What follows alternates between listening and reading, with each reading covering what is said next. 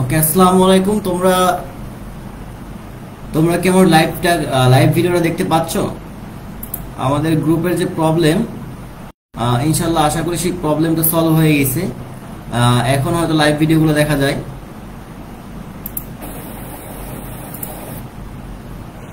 ওকে, আমাদের সঙ্গে একজন যুক্ত হয়েছে। আমরা একটু লিঙ্কটা শেয়ার করে দিই, দাঁড়াও। আশা করি সেই প্রবলেমটা সলভ হয়ে গেছে। দৃষ্টি আনাম, ওয়ালাইকুম আসসালাম আপু। ওয়ালাইকুম আসসালাম। আমরা একটু লিঙ্কটা শেয়ার করে দিই যাতে সবাই ক্লাসে দ্রুত জয়েন করতে পারে। হ্যাঁ, আমরা একটু লিঙ্কটা শেয়ার করে আসি। আচ্ছা, আর আমাকে আর একটু জানাও তো ভাইয়া যে সাউন্ডে কোনো প্রবলেম আছে কিনা, বা শুনতে কোনো কষ্ট হচ্ছে কিনা। ঠিক আছে, সাউন্ডে কোনো প্রবলেম আছে কিনা, বা ভিডিও দেখতে কোনো প্রবলেম হচ্ছে কিনা।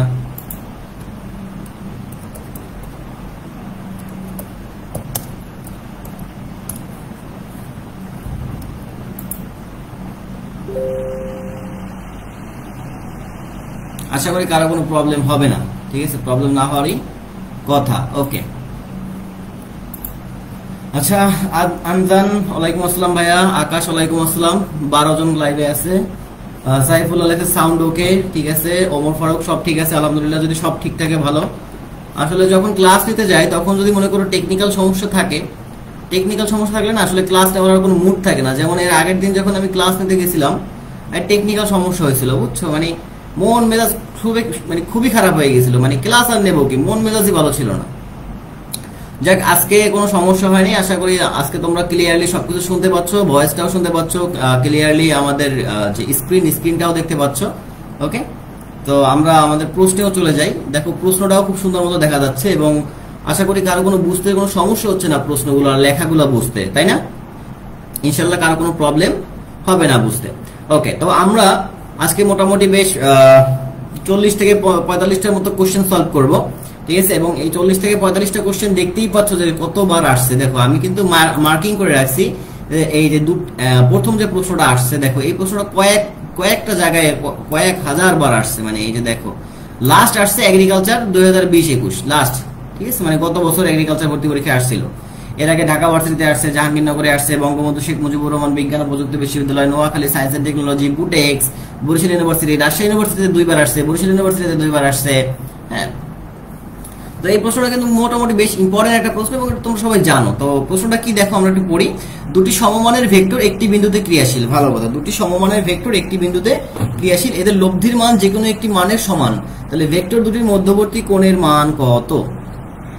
আচ্ছা, তাহলে প্রশ্নটা হচ্ছে এরকম যে এই একটা বিন্দু, এই বিন্দুতে এই একটা রেখা, মানে এই একটা ভেক্টর এবং এই আর একটা ভেক্টর, দুইটা ভেক্টর একটা বিন্দুতে ক্রিয়াশীল। হ্যাঁ, এখন কি বলছে দেখো তো, সমমানের ভেক্টর, তাই না? সমমানের ভেক্টর, তাহলে ধরলাম এটা হচ্ছে পি, এটা পি, তাহলে দুইটা পি মানের ভেক্টর একই বিন্দুতে ক্রিয়াশীল। আচ্ছা, এখন এদের যে লব্ধি, মনে করতে নিচ্ছি এটা লব্ধি আর। ঠিক আছে, লব্ধি কি বলছে, এদের লব্ধির মান যে কোনো একটি ভেক্টরের মানের সমান। তাহলে ধরে নিচ্ছি পি, এই যে এই ভেক্টর এই ভেক্টরের সমান, মানে আর ইকুয়াল টু পি। অর্থাৎ দেখো যে তোমার দুইটা ভেক্টর সমান এবং লব্ধিটাও তাদের সমান। অর্থাৎ এখানে যদি তিনটা জিনিসই সমান হয়, অর্থাৎ দুইটা ভেক্টর এবং লব্ধি পরস্পর তিনজন যদি সমান হয়, তখন তাদের এই যে মধ্যবর্তী কোণ, এই মধ্যবর্তী কোণের মান হয় 120 ডিগ্রি। এটা সরাসরি মুখস্থ রাখবা, এখানে ক্যালকুলেশন করার কোনো দরকার নাই। আর ক্যালকুলেশন যদি দেখতে চাও তাহলে দেখো এখানে আমাদের ক্যালকুলেশন করা আছে, যে আমরা কোন সূত্র অ্যাপ্লাই করছি, লব্ধির যে সূত্রটা আছে সেই সূত্র অ্যাপ্লাই করছি, যে R square equal to p square plus q square plus 2pq cos alpha. এটা হচ্ছে তোমার সামান্তরিকের লব্ধির সূত্র, তাই না? এটা কিন্তু আমরা জানি, সামান্তরিকের লব্ধির সূত্র কিন্তু আমরা সবাই কম বেশি জানি। তো এবার আমরা কি করলাম, জাস্ট ভ্যালুগুলো বসাইলাম। যে দেখো, আর এর জায়গায় আর এর যে ভ্যালু পি সেটা বসাইলাম, পি এর জায়গায় পি এর ভ্যালু বসাইলাম, কিউ এর জায়গায় কিউ এর ভ্যালু পি বসাইলাম, 2pq এখানে পি এর ভ্যালুগুলো বসাইলাম। আলটিমেটলি পি কিউ আর তিনটাই সমান। সেখান থেকে আমরা cos আলফা ইকুয়াল টু কত পাচ্ছি, -1/2, তার মানে আলফা ইকুয়াল টু 120 ডিগ্রি। তো এটা নিয়ে কারো কোনো প্রবলেম আছে বুঝতে, বলো তো? এটা নিয়ে কারো কোনো বুঝতে প্রবলেম আছে?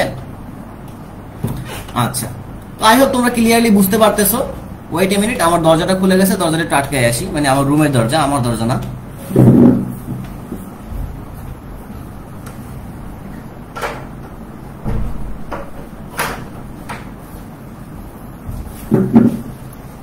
ওকে, তো তাসনিম আক্তার নমি সালাম দিছো ভাই, ওয়ালাইকুম আসসালাম। ওয়ালাইকুম আসসালাম। এই প্রথম প্রশ্নটা আশা করি তোমরা সবাই বুঝতে পারছো, এটা নিয়ে কারো কোনো প্রবলেম নাই। ঠিক আছে। এরপরে যে প্রশ্নটা আছে দেখো, খুবই ইম্পর্টেন্ট একটা প্রশ্ন, 2 নম্বর প্রশ্ন, যে 4 মিটার পার সেকেন্ড বেগে দৌড়ে যাবার সময় একজন লোক 6 মিটার পার সেকেন্ড বেগে লম্বভাবে পতিত বৃষ্টির সম্মুখীন হলো। ভালো কথা, বৃষ্টির সম্মুখীন হয়েছে, এখন কি করা যায়? এখন তো ছাতা বের করতে হবে পকেট থেকে, তাহলে ছাতা পকেট থেকে বের করে ছাতা ধরতে হবে। ওকে, আচ্ছা, তাহলে এখন বৃষ্টি থেকে রক্ষা পেতে হলে তাকে অনুভূমিকের সাথে কত কোণে ছাতা ধরতে হবে? দেখো, এই যে প্রশ্নটা আসছে, এই প্রশ্নটা খুলনা ভার্সিটিতে আসছে, তারপর সাস্টে আসছে, বাউতে আসছে, সাউথে আসছে, জাস্টে আসছে। হ্যাঁ, তো প্রশ্নটা কিন্তু মোটামুটি বেশ ইম্পর্টেন্ট। ওকে, আচ্ছা, এখন এইটার জন্য একটা শর্টকাট সূত্র আছে, সূত্রটা হচ্ছে এরকম যে তোমার theta equal two tan inverse, আমরা অনেকে লিখি উপরে বৃষ্টির বেগ রেইন বাই ম্যান, মানে বৃষ্টির বেগ ডিভাইডেড বাই মানুষের বেগ। আবার কোথাও কোথাও কেউ বলবে না ভাই, theta equal two tan inverse উপরে ম্যানের বেগ মানে মানুষের বেগ, নিচে বৃষ্টির বেগ। অনেকে বলবে ভাই এইটা হবে। আসলে কোনটা সঠিক? ভাই দুইটাই সঠিক, কোনো সমস্যা নাই, জাস্ট পার্সপেক্টিভটা ভিন্ন। কিভাবে পার্সপেক্টিভটা ভিন্ন হয় আমি একটু দেখাচ্ছি, ঠিক আছে? দাঁড়াও, ওয়ান নোট, আমি একটু ছবিটা এঁকে ক্লিয়ার করে বোঝাচ্ছি, দাঁড়াও। হ্যাঁ, পার্সপেক্টিভটা কিভাবে ভিন্ন হয় আর তোমরা কি বুঝতেছো? আগে সেটা বলো ভাই, যে তোমরা কি বুঝতেছো?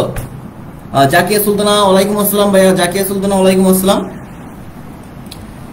আচ্ছা, এইখানে আমরা যারা ক্লাস করতেছি আমরা সবাই চেষ্টা করবো একটু মনোযোগ সহকারে ক্লাসগুলো করার, ঠিক আছে? কারণ আমাদের সামনে এগ্রিকালচার এট এনি কস্ট চান্স পেতে হবে, ঠিক আছে? দাঁড়াও, আমি একটু নোটপ্যাডটা বের করি, নোটপ্যাডে তাহলে আমি চিত্র এঁকে বুঝতে পারবো।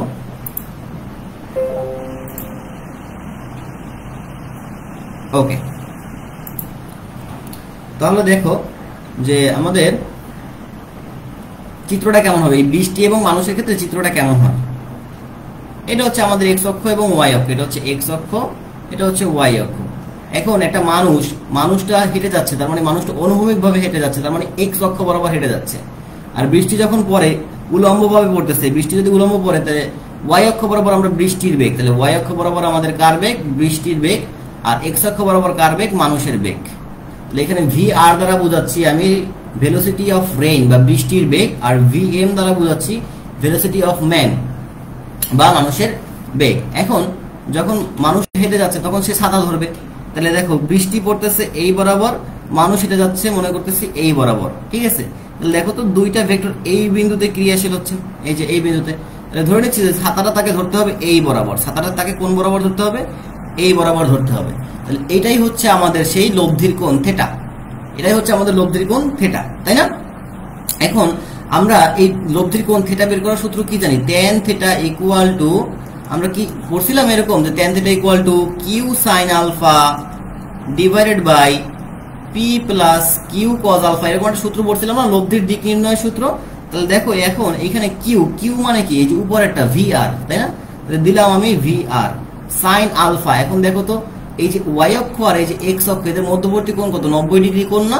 তাহলে সাইন 90 ডিগ্রি মানে কি? 1, তাহলে ভি আর ইন্টু 1, তাহলে বসাইলাম 1।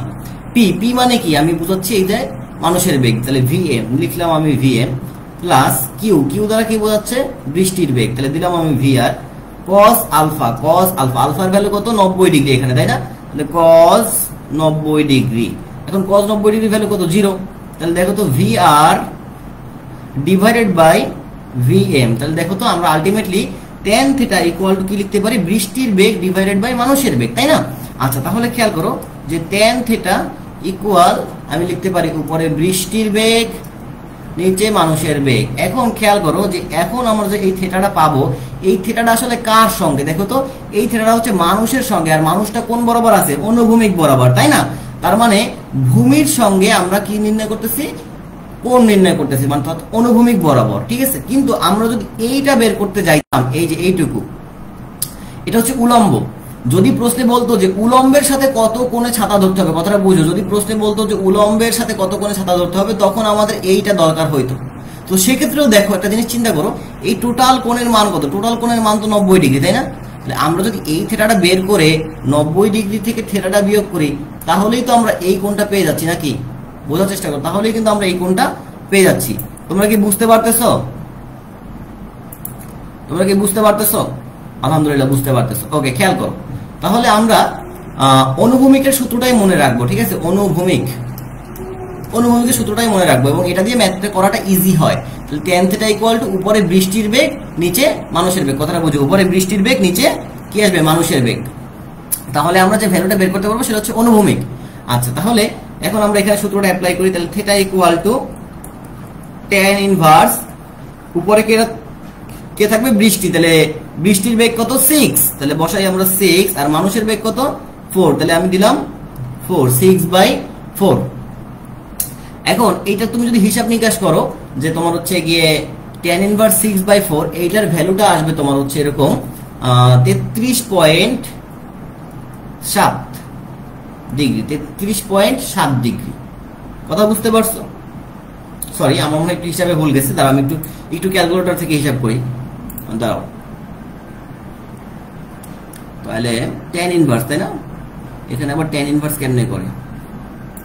আচ্ছা দাঁড়াও, আমি একটু মোবাইলে হিসাব করে দেখি। দাঁড়াও, ওয়েট এ মিনিট, আমার কাছে মনে হয় এটা ভুল গেছে একটু।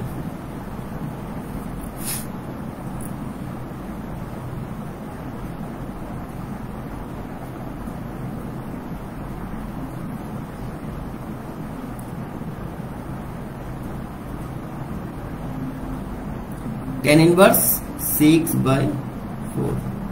ও আচ্ছা, tan ইনভার্স 6/4 এর ভ্যালু হচ্ছে তোমার 56.3 আসে, ঠিক আছে? tan ইনভার্স 6/4 এর ভ্যালু আসে 56.3 ডিগ্রি। ওকে, আচ্ছা, এখন আমি যে দুইটা জিনিস তোমাদেরকে মুখস্থ করাবো সেটা হচ্ছে তোমার, দেখো আমি একটা জিনিস মুখস্থ করাইতাম, সেটা হচ্ছে তোমার, খেয়াল করো যে tan ইনভার্স 6/4, মানে উপরে কি আছে? বড় সংখ্যা, নিচে আছে ছোট সংখ্যা। তাহলে এক্ষেত্রে মনে রাখবা 56.3 ডিগ্রি, এটা মুখস্থ রাখবা। আর tan ইনভার্স 4/6, এটার ভ্যালু মুখস্থ রাখবা 33.7 ডিগ্রি, ঠিক আছে? এই দুটো ভ্যালু মুখস্থ রাখবা। তাহলে tan ইনভার্স 6/4 আর tan ইনভার্স 4/6, এই দুটো ভ্যালু অবশ্যই মুখস্থ রাখবা। ক্লিয়ার? ব্যাপারটা কি বুঝাইতে পারছি? হ্যাঁ, বুঝাইতে পারছি? মুখস্থ থাকবে তো? কি বললাম? আমি আবারও বলতেছি শেষবারের মতো, tan inverse 6/4 equal to 56.3 degree, আর tan inverse 4/6 equal to 33.7 degree. মানে উপরে যখন বড় সংখ্যা থাকবে, খেয়াল করো, উপরে যখন বড় সংখ্যা থাকবে তখন সেই ভ্যালুটা তুমি 50 এর চেয়ে বড় করে দিবা, আর উপরে যখন ছোট সংখ্যা থাকবে তখন সেই ভ্যালুটা তুমি 50 এর চেয়ে ছোট করবা, ঠিক আছে? এটা যেন মুখস্থ থাকে। এটা অনেকবার অনেক জায়গায় রিপিট হয়েছে, এই প্রশ্নটা অনেকবার অনেক জায়গাতে রিপিট হয়েছে। আশা করি বুঝতে পারছো। তারপরে বস্তু দেখো তো, যে 3 নম্বরে কি দেওয়া আছে? দেওয়া আছে c equal to a cross b এবং d equal to b cross a। তাহলে c এবং d এর মধ্যবর্তী কৌণিক অবস্থান কেমন হবে? c equal to a cross b, অর্থাৎ a এবং b এর ক্রস গুণফল হচ্ছে c এবং b এবং এর ক্রস গুণফল হচ্ছে d। তাহলে এদের মধ্যবর্তী কৌণিক অবস্থান কেমন হবে? আচ্ছা, তো এটা এরকম ভাবে দেখো, খেয়াল করো যে আমরা একটা জিনিস শিখছিলাম না? আমরা কিন্তু এভাবে শিখছিলাম যে a cross b equal to minus b cross a, ঠিক আছে? এরকম একটা জিনিস শিখছিলাম। এই ক্ষেত্রে হয় কি, এরা একই দিকে অবস্থান করে, ঠিক আছে? এরা কি একই দিকে অবস্থান করে, কথা বুঝো? এরা একই দিকে অবস্থান করে, তখন তাদের মধ্যবর্তী কৌণিক অবস্থান হবে 0 ডিগ্রি। মাথায় রাখবা, a cross b equal b cross a হলে এদের মধ্যবর্তী অবস্থান হবে 0 ডিগ্রি। বাট যদি এরকম হয় যে a cross b equal b cross a, এরকম হলে এদের মধ্যবর্তী অবস্থান হবে তোমার সম্পূর্ণ বিপরীতমুখী, অর্থাৎ 180 ডিগ্রি। সম্পূর্ণ বিপরীতমুখী অর্থাৎ কত? 180 ডিগ্রি। তাহলে দেখো, এখানে আছে a ক্রস b এবং এখানে আছে b ক্রস a। এটাকে আমরা হচ্ছে কি যদি সমান ধরে নিই, সমান ধরে নিলে সর্বোচ্চ কৌণিক অবস্থান কত আসবে? 180 ডিগ্রি আসবে, ঠিক আছে? বাট যদি এখানে একটা মাইনাস থাকতো, এই যে b এর আগে যদি একটা মাইনাস থাকতো, তাহলে কিন্তু পাশার দান উল্টা হয়ে যেত। অর্থাৎ এখানে যদি মাইনাস থাকতো তাহলে তোমার আসতো কত? অ্যান্সারটা 0, ঠিক আছে? এটা কথার প্রশ্ন, দেখো তো, সিভাসের প্রশ্ন, ঠিক আছে? বুঝাতে পারছি ব্যাপারটা? ক্লিয়ার? কারো কোনো প্রবলেম আছে?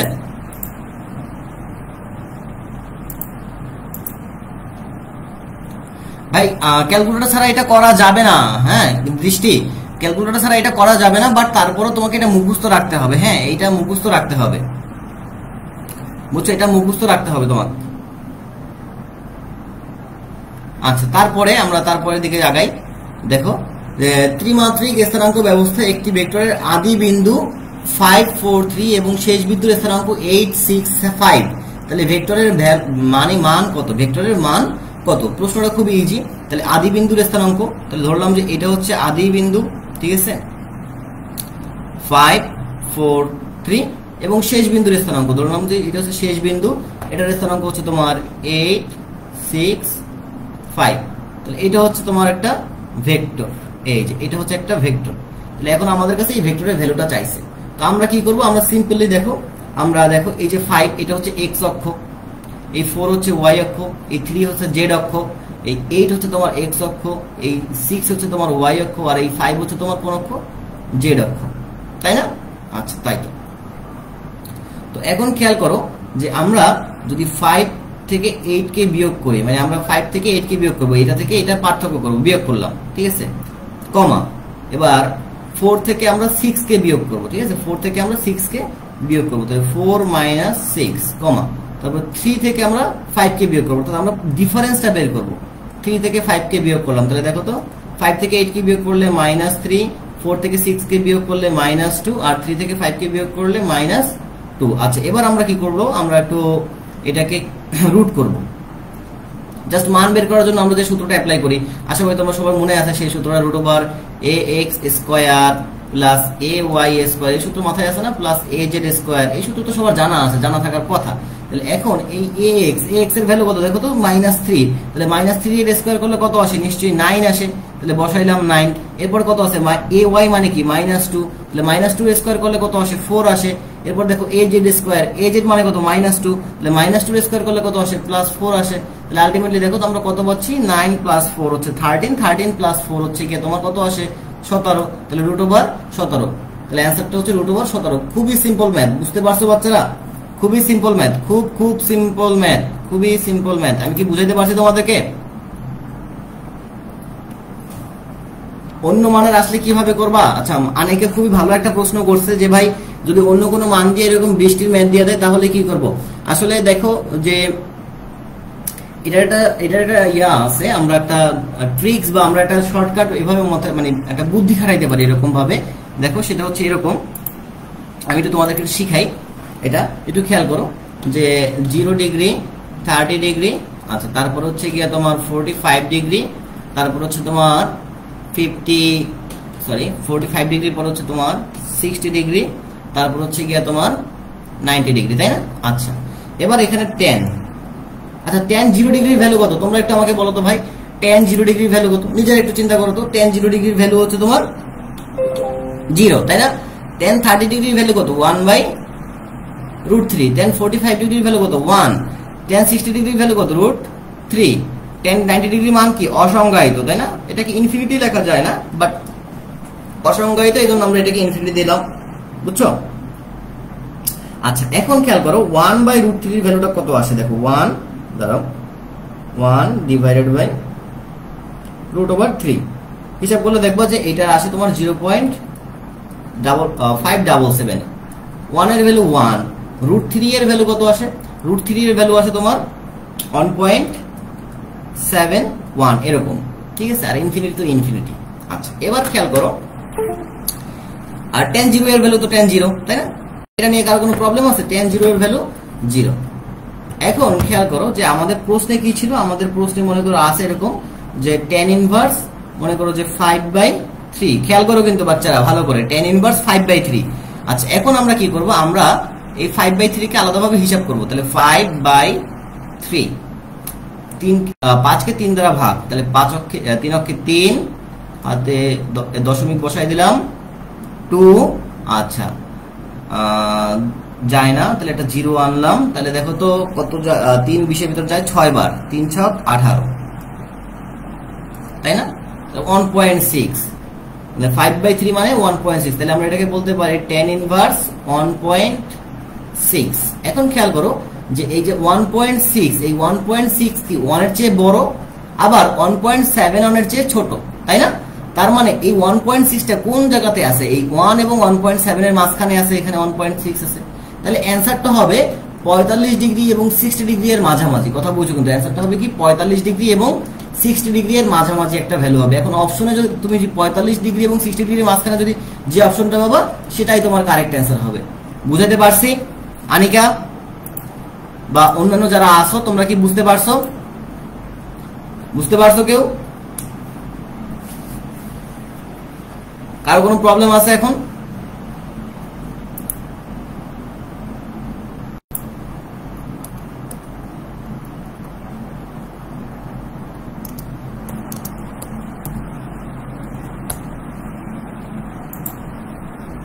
গুড, ভেরি গুড, ওকে। আচ্ছা, আমরা পরের প্রশ্নে চলে যাই। দেখো পরের প্রশ্নটা হচ্ছে দুটি ভেক্টরের স্কেলার গুণফল 15 একক। স্কেলার গুণফল মানে কি? আচ্ছা, তার আগে আমরা দুইটা ভেক্টরকে মনে মনে ধরে নিচ্ছি, এ একটা ভেক্টর এবং বি একটা ভেক্টর। স্কেলার গুণফল মানে হচ্ছে ডট গুণফল। তাহলে দুইটা ভেক্টরের ডট গুণফল এ ডট বি মানে হচ্ছে এ বি কস থিটা। তাহলে A B cos theta equal 15 প্রথমটুকু অনুসারে। এবং ভেক্টর গুণফলের মান কত? 5√3। এখানে 5√3 একটু ছোট হয়ে গেছে, ঠিক আছে। ভেক্টর গুণফলের মান হচ্ছে 5√3, ভালো কথা। তাহলে এবি সাইন থিটা, ভেক্টর গুণফল মানে কি? A B sine theta equal to 5√3। এখন আমরা কি করলাম? আমরা একটু কাটাকাটি করব, ঠিক আছে। আমরা একটু কাটাকাটি করব, কাটাকাটি মানে ভাগ করব। সোজা কথা ধরো, মনে করো যে এটা হচ্ছে আমাদের 1 নং, এটা হচ্ছে আমাদের 2 নং। তাহলে আমরা কি করলাম? 2/1, 2/1 যদি করি, তার মানে A B sine theta divided by A B cos theta equal, দেখো তো উপরে 5√3, নিচে আসতেছে 15। তাহলে এবি এবি কাটাকাটি গেল, sine theta by cos theta. আচ্ছা, সাইন থিটা বাই কস থিটার ভ্যালু কত জানো বলো তো বাচ্চারা? Sine theta by cos theta মানে কি? tan theta. আর 5 দিয়ে যদি 15 কে কাটি তাহলে 3। আচ্ছা, √3 আর 3 কাটাকাটি গেলে নিচে থাকে 1/√3, তাই না? 1/√3 থাকে। তাহলে tan থিটা ইকুয়াল টু কত আসতেছে? 1/√3। tan theta equal two 1/√3। এখন বলো 1/10 যে tan theta equal two tan inverse 1/√3 এর ভ্যালু কত আসতেছে? যে 1/√3 থাকলে সেটার ভ্যালু কত হয়? 30 ডিগ্রি হয় না? 30 ডিগ্রি হয়। সঠিক অ্যান্সার কি হবে? 30 ডিগ্রি। ক্লিয়ার? এই টাইপের আরো অনেক ম্যাথ আছে, ঠিক আছে। এইখানে অনেক সময় 18 দেয়, এই 15 জায়গায় 18 দেয় এবং 5√3 এর জায়গায় তোমার 6√3 দিয়ে দেয়, বুঝছো? 15 জায়গায় 18 এবং 5√3 এর জায়গায় 6√3 দিয়ে দেয়। বুঝাতে পারছি? আচ্ছা, এরপরে একটা প্রশ্ন আছে, যেই প্রশ্নের সমাধানটা আমি নিজেও ওভাবে ঠিক মতো পারি না। সত্যি কথা বলতে ভাই, যে আমি যে খুব ভালো ফিজিক্স পারি তা কিন্তু না, হ্যাঁ। বাট যে ফিজিক্সটা পারি মোটামুটি ওটা দিয়ে চলে, ওটা দিয়ে চালানো যায়। তো একটা প্রশ্ন আমি তোমাদেরকে একটু কষ্ট করে বলবো যে একটু মুখস্থ করতে, হ্যাঁ। যেটা হচ্ছে তোমার এই যে দেখো 6 নম্বর প্রশ্ন। ভেক্টর এ ডট বি ও সি একক ভেক্টর এবং A plus B plus C, vector A plus B equal C, তাহলে এ এবং বি ভেক্টরের মধ্যবর্তী কোণ কত হবে? বুঝতে পারছো? এই প্রশ্নের উত্তরটা তোমরা মুখস্থ রাখবা, কারণ এটা বাউ 9-10 সালে আসছে। বাউ মানে তোমার এগ্রিতে কোশ্চেন রিপিট হয়, ঠিক আছে। এগ্রিতে কিন্তু কোশ্চেন রিপিট হয়। তো এই জন্য আমি বলে রাখলাম যে ভাই এই কোশ্চেনের উত্তরটা মুখস্থ করবে। এটার ব্যাখ্যা আমি তোমাদেরকে দিতে পারবো না, কারণ ভাই আমি আহামরি কোনো ফিজিক্স টিচার না যে তোমাদেরকে খুব ভালো ফিজিক্স শিখাতে পারবো। মানে যেটুকু চলার জন্য লাগে সেটুকু পারবো, বুঝছো? তো এই যে প্রশ্নটা 6 নম্বর প্রশ্নটা আছে, এটা একটু ভাই তোমাদেরকে মুখস্থ করতে হবে। আচ্ছা, তারপরে বলছে কি যে 7 নম্বর প্রশ্নে a equal to i, b equal to এত, তবে এ এবং বি এর মধ্যবর্তী কোণ কত? আচ্ছা, তো এই প্রশ্নটা দেখে আমরা অনেকে ঘাবড়ে যেতে পারি। আসলে ঘাবড়ানোর কিছু নাই, ঠিক আছে। যখনই তোমাদেরকে এরকম মধ্যবর্তী কোণ নির্ণয় করতে বলবে, তখন আমি বলবো যে ভাই A dot B equal to A B cos theta, এই সূত্র অ্যাপ্লাই করবা, ঠিক আছে। যখনই তোমাদেরকে এরকম মধ্যবর্তী কোণ নির্ণয় করতে বলবে, তখনই A dot B equal to A B cos theta এটা অ্যাপ্লাই করতে হবে এট এনি কস্ট। কিভাবে অ্যাপ্লাই করবা, কোথায় অ্যাপ্লাই করবা, এটা দেখার বিষয় না। মধ্যবর্তী কোণ বের করতে বললে মানে এরকম টাইপের যে একটা ভেক্টরের ভ্যালু দেওয়া আছে আর একটা ভেক্টরের ভ্যালু দেওয়া আছে, জিজ্ঞেস করছে মধ্যবর্তী কোণ কত, তখনই তোমাকে চোখ বুঝে এ বি ইকুয়াল টু মানে A dot B equal to A B cos theta apply করতে হবে। তাহলে এখন আমরা এ এবং বি এর ডট গুণ করি আগে, কারণ আমার এই পাশে কি করতে হবে? ডট গুণ করতে হবে না। তাহলে আমরা আই এবং হচ্ছে কি জে কমা মাইনাস কে এর ডট গুণ করি, ঠিক আছে, ডট গুণ করি। আচ্ছা, এখন দেখো তো এটা ডট গুণ করলে কত আসে? 0 আসে না?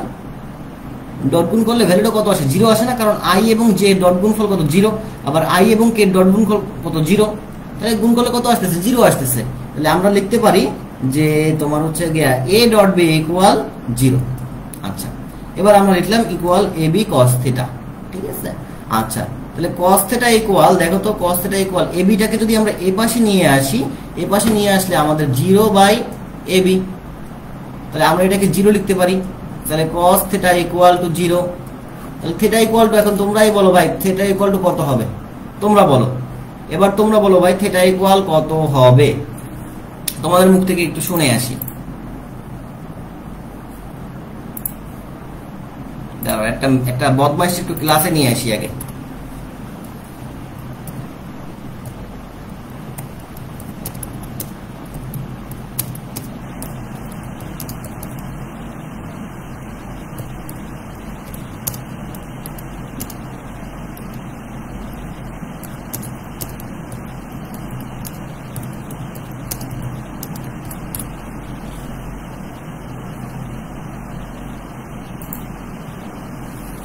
Degree, yes, thank you, very good. আচ্ছা, তারপরে প্রশ্নে আমরা চলে যাই। তারপরে প্রশ্ন কি বলছে? 8 নম্বর প্রশ্নে কি বলছে? যদি a ইকুয়াল টু এত এবং b ইকুয়াল টু এত হয়, তবে m এর কোন মানের জন্য ভেক্টরটি পরস্পর লম্ব হবে? পরস্পর লম্ব হবে। আচ্ছা, এখন দুইটা ভেক্টর লম্ব হওয়ার শর্ত কি জানো? দুইটা ভেক্টর লম্ব হওয়ার শর্তটা কি জানা আছে তোমাদের কারো? আচ্ছা, দুইটা ভেক্টর লম্ব হওয়ার শর্ত হচ্ছে তোমার a একটা ভেক্টর এবং b একটা ভেক্টর, এদের ডট গুণফলের ভ্যালু যদি 0 হয়, ডট গুণফলের ভ্যালু যদি 0 হয়, তখন দুইটা ভেক্টর পরস্পর কি হবে? লম্ব হবে। কথা বুঝছো? দুইটা ভেক্টর পরস্পর লম্ব হবে। তাহলে এখন আমাদের এই যে a ভেক্টরটা আছে, এই a ভেক্টর এবং এই হচ্ছে b ভেক্টর, তাহলে এদের আমরা ডট গুণফল করা শুরু করি। ঠিক আছে, দাঁড়াও একটু জুম করি, তাহলে আরো ক্লিয়ারলি বুঝতে পারবা। তাহলে দেখো, এখন আমরা এদের ডট গুণফল করব। তাহলে এখানে আছে 2, এখানে 2, আর এখানে আছে কত? m, তাহলে 2m লিখলাম আমরা 2m। এবার দেখো, এখানে আছে 3, এখানে আছে 2, তাহলে 3 2 6, সামনে প্লাস আসবে। এখানে আছে -5 আর এখানে আছে +10, তাহলে -50 ইকুয়াল 0। তাহলে 2m -44 ইকুয়াল 0। তাহলে 44টা যদি এই পাশে নিয়ে আসি, তাহলে দেখো তো 2m ইকুয়াল টু +44, তাহলে m ইকুয়াল টু কত আসতেছে? দেখো তো m ইকুয়াল টু আসতেছে 22। m ইকুয়াল টু আসতেছে 22। তাহলে এখন m এর কোন মানের জন্য ভেক্টরটা পরস্পর লম্ব হবে? m equal to 22। ঠিক আছে, আচ্ছা এখন একটা জিনিস শেয়ার করি তোমাদের সঙ্গে, সেটা হচ্ছে তোমার, দেখো খেয়াল করো যে আমরা একটা সূত্র পড়ছি, ax by bx equal ay by by equal az by bz, তাই না? এই যে সূত্রটা পড়ছি, এটা কখন জানো? এটা হচ্ছে দুইটা ভেক্টর যদি পরস্পর সমান্তরাল হয়, মনে রাখবা, দুইটা ভেক্টর যদি পরস্পর সমান্তরাল হয়, তখন সেটা হচ্ছে এই সূত্র, শর্টকাট করার জন্য। ঠিক আছে, শর্টকাটে করার জন্য এই সূত্র অ্যাপ্লাই করব। আর যদি দুইটা ভেক্টর পরস্পর লম্ব হয়, পরস্পর লম্ব হলে তোমার হচ্ছে গিয়া দুইটা ভেক্টরের ডট গুণফল a ডট b ইকুয়াল 0। এটা হচ্ছে দুইটা ভেক্টর পরস্পর লম্ব হলে। পার্থক্য বুঝতে পারছো? দুইটা ভেক্টর যদি পরস্পর লম্ব হয়, তখন সেক্ষেত্রে এই সূত্র, আর দুইটা ভেক্টর যদি পরস্পর সমান্তরাল হয়, তখন সেক্ষেত্রে এই সূত্র। ক্লিয়ার?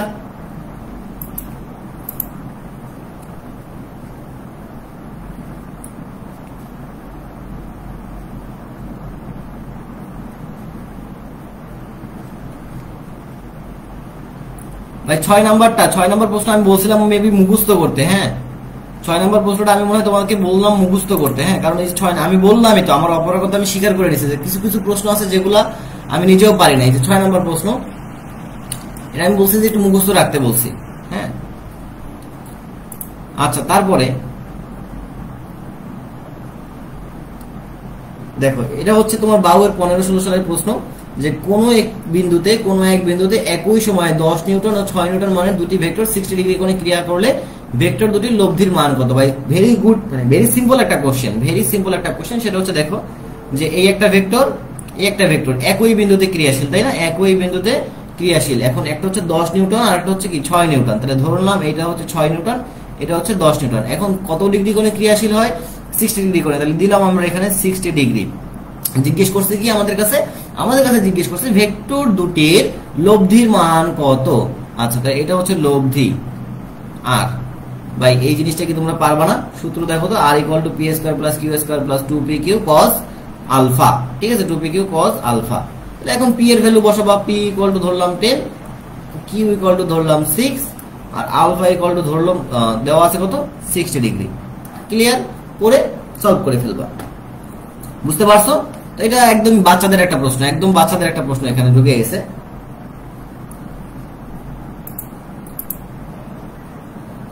ওকে, এর পরের প্রশ্নে আমরা যাই। দেখো 10 নম্বর প্রশ্ন আমাদের কি বলে। 10 নম্বর প্রশ্নে বলছে যে এ এর কোন মানের জন্য, এ এর কোন মানের জন্য ভেক্টর, আমি ভেক্টরটা একটু লিখি তাহলে তোমাদের দেখতে সুবিধা হবে, 2i plus aj minus k এবং vector 4i minus 2j minus 2k কি হবে, পরস্পর উপরের লম্ব হবে, পরস্পরের উপর লম্ব হবে, আবারও লম্ব। এখন যখনই লম্বের প্রশ্ন আসবে তখনই কি বলছিলাম, লম্বের কথা আসলেই a dot b equal 0 apply করতে হবে, তাই না? a dot b equal 0 apply করতে হবে। তাহলে এইটা এই ভেক্টর আর এই ভেক্টর কি করব, আমরা ডট গুণ করব। তাহলে ডট গুণ করলে পাই 8 minus 2a plus 2k, sorry plus 2k না প্লাস 2, শুধু প্লাস 2 প্লাস 2 ইকুয়াল 0। তাহলে এখন দেখো তো, তাহলে মাইনাস 2a প্লাস 10 ইকুয়াল 0, তাহলে 10 ইকুয়াল টু 2a, তাহলে a ইকুয়াল টু আসতেছে আমার 5। তাহলে অ্যান্সারটা হচ্ছে তোমার কত, 5। ক্লিয়ার? তারপরের যে প্রশ্নটা আছে, এই প্রশ্নটা খুবই খুবই খুবই খুবই খুবই ইম্পর্টেন্ট, খুবই ইম্পর্টেন্ট, মহা ইম্পর্টেন্ট। দেখো সেটা হচ্ছে এ বি সি তিনটা ভেক্টর একই তলে হওয়ার শর্ত কি? এ বি সি তিনটা ভেক্টর একই তলে হওয়ার শর্ত কি? আচ্ছা, একই তলে শর্ত হওয়ার শর্ত হচ্ছে তোমার এরকম যে a dot b cross c equal 0, অথবা আমরা এটাকে লিখতে পারি এভাবে যে b dot a cross c equal 0। তো দেখো আমরা যখন পড়ছি মেইন, এটা কিন্তু মেইন বইয়ের লাইন, ঠিক আছে, এটা কিন্তু মেইন বইয়ের লাইন, খেয়াল করো। মেইন বইতে এই জিনিসটাকে তোমার মানে সরাসরি এইভাবে দেওয়া আছে, এইভাবে দেওয়া আছে, আমরা এটাকেই বেশি মুখস্থ করছি, কিন্তু এখান থেকে কিন্তু একটু ঘুরে ফিরেও আসতে পারে। কিরকম দেখো, এই এর জায়গায় বি দিল, বি এর জায়গায় এ দিল, সি এর জায়গায় সি থাকলো, তাতেও কিন্তু সঠিক। আবার C dot A cross B, এটাও কিন্তু সঠিক, ইকুয়াল 0, এটা যদি থাকে এটাও কিন্তু সঠিক। অর্থাৎ যে তিনটা ভেক্টর থাকবে তাদের দুইজনের ভিতর থাকা লাগবে ক্রস গুণফল, ঠিক আছে, তাদের দুইজনের ভিতর থাকা লাগবে ক্রস গুণফল, এবং সেই দুজনের সঙ্গে তৃতীয় জনের থাকতে হবে ডট গুণফল। তাহলে দেখো এখানে এই যে বি এবং সি দুইটা ভেক্টর, তাদের মাঝখানে কি আছে, ক্রস গুণফল আছে। তৃতীয় জনের সঙ্গে কি আছে, তাদের দুইজনের ডট গুণফল আছে, ঠিক আছে। আবার দেখো এই এ এবং সি দুইটা ভেক্টর, তাদের মাঝখানে ক্রস গুণফল, তৃতীয় জনের সঙ্গে তাদের ডট গুণফল। এখানে এ এবং বি ক্রস গুণফল, তৃতীয় জন মানে সি এর সঙ্গে তাদের ডট গুণফল। এই তিনটা শর্তের যে কোনো একটা শর্ত মানলেই তারা কি হবে, একই সমতলে অবস্থিত হবে। কথা বুঝতে পারছো? তারা কি হবে, একই সমতলে অবস্থিত হবে। তাহলে এখান থেকে আমি যদি অ্যান্সারটা ফাইন্ড আউট করি, তাহলে সঠিক অ্যান্সারটা হচ্ছে এ। এখান থেকে অ্যান্সারটা ফাইন্ড আউট করলে সঠিক অ্যান্সার কি আসতেছে, এ আসতেছে। বুঝছো? ক্লিয়ার?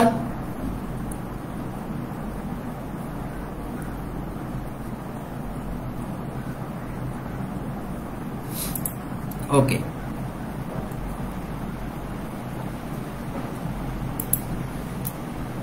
আচ্ছা, এই একটা প্রশ্ন দেখো, আমি বলছিলাম একটু আগে, এই প্রশ্ন মানে করাইছি একটু আগে। দেখো দুটি ভেক্টরের স্কেলার গুণফল 18, এইখানে একটু আগে ছিল দুটি ভেক্টরের স্কেলার গুণফল 15।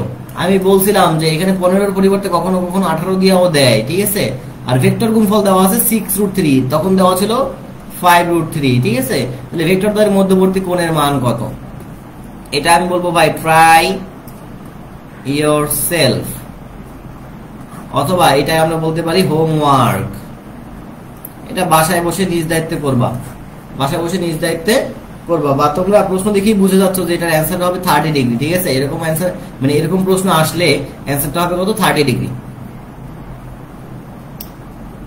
আচ্ছা, কারো কোনো প্রবলেম আছে এটুকুতে? এই যে অলরেডি স্মিতা লিখেও হচ্ছে 30 ডিগ্রি অ্যান্সার, ঠিক আছে। মানে অলরেডি তোমরা সবাই বুঝেও গেছো যে এটার অ্যান্সার হচ্ছে 30 ডিগ্রি। আচ্ছা, তারপরের প্রশ্নে যাই। দেখো তারপরের প্রশ্ন হচ্ছে 13 নম্বর প্রশ্ন। 13 নম্বর প্রশ্নে বলছে কি, a ইকুয়াল টু এত, b ইকুয়াল টু এত, তাহলে b বরাবর a এর লম্ব অভিক্ষেপ নির্ণয় করো, ঠিক আছে। b বরাবর a এর লম্ব অভিক্ষেপ নির্ণয় করো। আচ্ছা, তো আমি এবার একটু অন্য নোটে চলে যাই। দেখো লম্ব অভিক্ষেপ কি জিনিস, ধরো এ একটা ভেক্টর আর বি একটা ভেক্টর, এদের মাঝখানে ডট গুণফল করলাম, তাহলে ডট গুণফলটা কত পাই, এ বি কস থিটা। এখন আমি কি করলাম, এটাকে একটু ঘুরাই লিখি, এভাবে লিখতে পারি যে a B cos theta equal a dot b, ঠিক আছে। আচ্ছা, এবার আমি কি করলাম, এই বি কস থিটা এখানে রাখলাম, বি কস থিটার মতো রাখা এই এটাকে আমি এ পাশে নিয়ে আসলাম, এই যে এটাকে আমি এ পাশে নিয়ে আসলাম, তাহলে দেখো তো আলটিমেটলি কি দাঁড়াচ্ছে, a dot b divided by a. এখন এই যে বি কস থিটা দেখতে পাচ্ছ, এটা একটা আসলে লম্ব অভিক্ষেপ, এটা কি একটা লম্ব অভিক্ষেপ, এটাই হচ্ছে লম্ব অভিক্ষেপ। এখন এটা কিসের উপর কিসের লম্ব অভিক্ষেপ, ঠিক আছে। আচ্ছা, এটা হচ্ছে তোমার বি বরাবর এ এর লম্ব অভিক্ষেপ, এটা হচ্ছে বি বরাবর এ এর লম্ব অভিক্ষেপ, বি বরাবর এ এর লম্ব অভিক্ষেপ, ঠিক আছে, বুঝতে পারছি, এটা বি বরাবর এ এর লম্ব অভিক্ষেপ। আচ্ছা, তো এখন খেয়াল করো যে আমরা যদি এখানে এ কস থিটা রাখতাম, এখানে যদি এ কস থিটা রাখতাম, তাহলে জিনিসটা এরকম দাঁড়াতো a dot b divided by b. তাহলে এই জিনিসটা হচ্ছে এরকম, এখন যে এখানে আছে কি এ কস থিটা, এখানে আছে কি এ আছে না, তাহলে এটা হবে এ বরাবর বি এর লম্ব অভিক্ষেপ, এ বরাবর বি এর লম্ব অভিক্ষেপ, এটা হচ্ছে এ বরাবর বি এর লম্ব অভিক্ষেপ। আশা করি তোমরা সবাই বুঝতে পারছো, ঠিক আছে। লম্ব অভিক্ষেপ কিভাবে নির্ণয় করতে হবে এটা সবাই জানো, ঠিক আছে। এখন খেয়াল করো যে আমাদের এখানে দুইটা ভেক্টর দেওয়া আছে, তাহলে আমরা এখন লম্ব অভিক্ষেপ নির্ণয় করব। তাহলে এখানে প্রশ্নে বলছে কি যে বি বরাবর এ এর লম্ব অভিক্ষেপ নির্ণয় করতে বলছে, তাই না। তাহলে বি বরাবর এ এর লম্ব অভিক্ষেপ মানে কি, বি বরাবর লম্ব অভিক্ষেপ হচ্ছে তোমার এরকম যে a cos theta equal to A b by b, তাই না, এ বি বাই বি। এখন তোমরা কি করবা, এই যে দুইটা ভেক্টর দেওয়া আছে, এই ভেক্টর দুটো ডট গুণফল করবা, ভেক্টর দুটো ডট গুণফল করে বি এর ভ্যালু দ্বারা ভাগ করবা, ঠিক আছে, বি এর ভ্যালু দ্বারা ভাগ করবা। বি এর ভ্যালু তো বের করা ইজি, এখান থেকে তোমরা যদি বি এর ভ্যালু বের করো, দেখবা যে বি এর ভ্যালুটা আসে 3, বি এর ভ্যালু আসে কত 3 আসে, আর এ এবং বি এর ডট গুণফল করলে ভ্যালুটা আসে তোমার হচ্ছে কি 2, তাহলে সঠিক অ্যান্সারটা হচ্ছে তোমার 2/3, সঠিক অ্যান্সার হচ্ছে 2/3। আশা করি এটা পারবা না, অবশ্যই পারবা। আচ্ছা, এরপরে কি বলছে দেখো তো, দুটি ভেক্টর রাশি এ ও বি, দুটি ভেক্টর রাশি বলা আছে কি, একটা হচ্ছে এ ভেক্টর আর একটা হচ্ছে বি ভেক্টর, এদের অন্তর্ভুক্ত কোণ হচ্ছে 180 ডিগ্রি হলে উহাদের ভেক্টর গুণফল কত হবে। ভেক্টর গুণফল দেখো তো, আমরা কি জানি এ বি সাইন থিটা, তাই না। দুইটা ভেক্টর রাশির গুণফল ক্রস গুণফল বা ভেক্টর গুণফল মানে কি এ বি সাইন থিটা। তাহলে এখন এ বি এর মতো থাকলো, সাইন মধ্যবর্তী কোণ কত 180 ডিগ্রি, তাহলে সাইন 180 ডিগ্রি ভ্যালু কত 0 না, তাহলে টোটাল গুণফলটা কত আসতেছে 0 আসতেছে, তাহলে সঠিক অ্যান্সার কি হবে 0, ঠিক আছে, সঠিক অ্যান্সার হবে কি 0। এটা হচ্ছে তোমার সিলেট এগ্রিকালচার ইউনিভার্সিটির কোশ্চেন ছিল, আবার শেরে বাংলা এগ্রিকালচার ইউনিভার্সিটির কোশ্চেনও ছিল। তারপরে কি বলছে দেখো তো, 15 নম্বর কোশ্চেনে বলছে সমকোণে একটি বিন্দুতে দুটি সমান বলের লব্ধির মান যে কোনো একটি বলের কত গুণ বা কত অংশ, এরকম টাইপের প্রশ্ন। হ্যাঁ, সমকোণে একটি বিন্দুতে সমান লব্ধির মান, দুটি সমান বলের লব্ধির মান যে কোনো একটি বলের কতটুকু। তাহলে আমরা সমকোণে থাকা দুইটা বল নিচ্ছি, তাহলে আমি একটা পি বল, এটা একটা পি বল, পরস্পরের মধ্যবর্তী কোণ কত 90 ডিগ্রি। তাহলে এখন দেখো যে আমাদের লব্ধি আর ইকুয়াল টু কত আসে দেখি তো, R equal to p square plus 2p square cos 90 degree, cos 90 degree value 0, তার মানে এইটুকু অংশ টোটালটা কত হয়ে যাচ্ছে 0 হয়ে যাচ্ছে, তাহলে রুট ওভার 2p স্কোয়ার আসতেছে। এখন রুট ওভার 2p স্কোয়ার এটাকে রুট করলে কি আসে রুট 2p, তার মানে আর এর যে ভ্যালুটা এখানে লব্ধির যে ভ্যালুটা সেটা কত আসতেছে রুট 2p আসতেছে। অর্থাৎ একটা বল মানে বলটা কত ছিল p ছিল, তার কত গুণ লব্ধি হচ্ছে রুট 2 গুণ, তাহলে অ্যান্সারটা কি হচ্ছে রুট 2 গুণ। ক্লিয়ার, বুঝতে পেরেছো? কারো কোনো সমস্যা আছে এইটুকুতে? কারো কোনো সমস্যা আছে?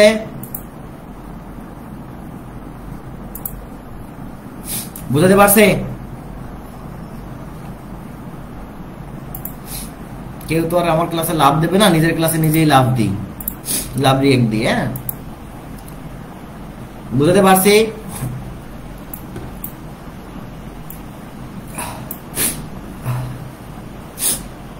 ওকে, আমি একটু পানি খেয়ে আসি, দাঁড়াও।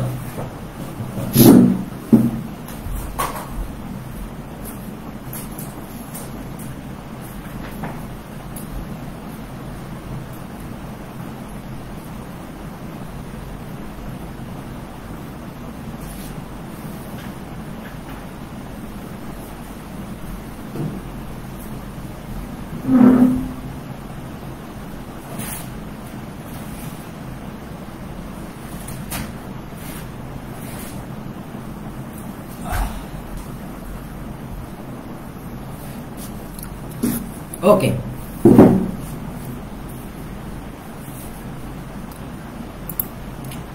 তারপরে প্রশ্ন কি বলে দেখো।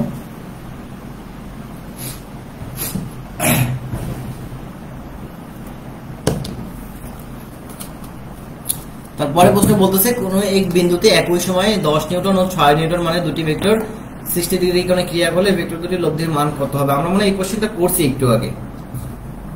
আমার কাছে মনে হচ্ছে এই কোশ্চেনটা আমরা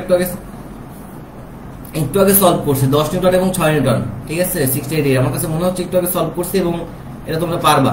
ওকে, আচ্ছা, তারপরে দেখো দুটি বলের লব্ধির মান 40 নিউটন, বল দুটির মধ্যে ছোট বলের মান 30 নিউটন এবং একটি লব্ধি বলের লম্ব বরাবর ক্রিয়া করে, তাহলে বড় বলটির মান কত? এটা চিটাগাং প্রশ্ন, ঢাকা ভার্সিটির প্রশ্ন ছিল এবং এগ্রিকালচার গত বছরের প্রশ্ন। তাহলে গত বছর এই অধ্যায় থেকে টোটাল 2টা প্রশ্ন আসছে। হ্যাঁ, এই অধ্যায় থেকে টোটাল 2টা প্রশ্ন আসছে। আর যেহেতু এই অধ্যায়টা শর্ট সিলেবাস আছে, এই বছরে মোটামুটি শিওর থাকো যে আমাদের ফিজিক্সে এই অধ্যায় থেকে 2টা প্রশ্ন হওয়াটা একেবারে অস্বাভাবিক কিছু না। গত বছর ফুল সিলেবাসে তোমার হচ্ছে গিয়ে 2টা প্রশ্ন আসছে, তাহলে এই বছর শর্ট সিলেবাসে এখান থেকে 2টা প্রশ্ন আসা অসম্ভব কিছু না। আর ভেক্টর অধ্যায়টা এমন একটা অধ্যায় যে এই অধ্যায়ের বেসিক যত ভালো, তার ফিজিক্সের ফাউন্ডেশনটা তত ভালো, বুঝছো? ফিজিক্সের ভেক্টর চ্যাপ্টারটা যে যত ভালো পারবে, ফিজিক্সের ফাউন্ডেশনটা তত ভালো হয়। কারণ এই ভেক্টর ছাড়া তুমি ফিজিক্সের অনেক কিছুই করতে পারবে না, বা ফিজিক্সের অনেক কিছু ব্যাখ্যা করতে গেলে দেখবো যে তোমার ভেক্টর চলে আসে, বুঝছো? আচ্ছা, তো বলছি কি দুটি বলের লব্ধির মান 40 নিউটন। তাহলে আমরা বুঝতেই পারতেছি দুইটা বল কিভাবে ক্রিয়াশীল হচ্ছে, এইভাবে ক্রিয়াশীল হচ্ছে।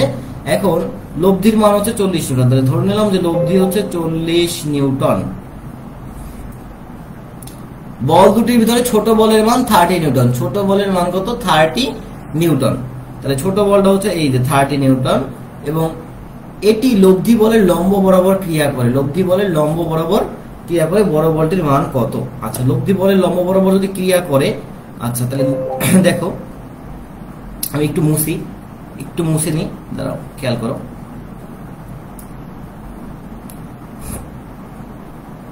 এই যে 30 নিউটন, এটা কার সঙ্গে ক্রিয়াশীল হচ্ছে? লব্ধি বলের লম্ব বরাবর ক্রিয়াশীল হচ্ছে। তাহলে দেখো 30 নিউটনের লম্ব বরাবর, মানে 30 নিউটনের লম্ব বরাবর এই যে এই রেখায় মনে করি যে আমাদের লব্ধি বলটা ক্রিয়াশীল, এই যে এই রেখায় লব্ধি বলটা ক্রিয়াশীল, ঠিক আছে। আচ্ছা, যে রেখায় বড় বলটা ক্রিয়াশীল ছিল সেই রেখাতেই লব্ধি বলটা এখন ক্রিয়াশীল। তাহলে ক্রিয়াশীল হলে তোমার হচ্ছে গিয়ে এখানে ভ্যালুটা কত আসতেছে? দেখো তো 40 নিউটন, লব্ধির ভ্যালু হচ্ছে 40 নিউটন। এখন বড়টার ভ্যালু বের করতে হবে, তাই না? বড়টার ভ্যালু বের করতে হবে। আচ্ছা, তো দেখো এখানে সরাসরি সূত্রটা এরকম দাঁড়ায় যে R equal to √/p² plus q square, ঠিক আছে। তাহলে আলটিমেটলি আমি লিখতে পারি R² equal to p² plus q square. তাহলে R এর ভ্যালু কত? 40 স্কোয়ার, তাহলে 40 এর স্কোয়ার ইকুয়াল টু পি। এই পিটাকে আমি ধরে নিচ্ছি বড় বল, ঠিক আছে, বড় বলটা ধরে নিচ্ছি। এখন অনেকে প্রশ্ন করতে পারো যে ভাই এইটা কেন আসলো, এইটা কেন আসলো? কারণ দেখো এইটা এই কারণে আসছে যে আমরা এখানে চিত্র থেকে বুঝতে পারতেছি যে ছোট বল এবং যে বড় বলটা আছে আর যে লব্ধি, এরা পরস্পর সমকোণে আছে।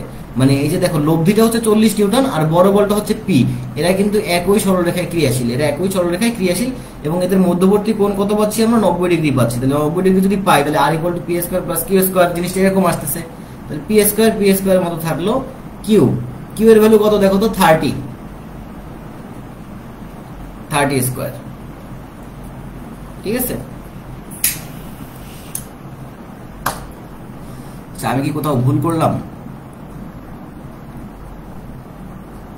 মনে হচ্ছে ভুল করলাম।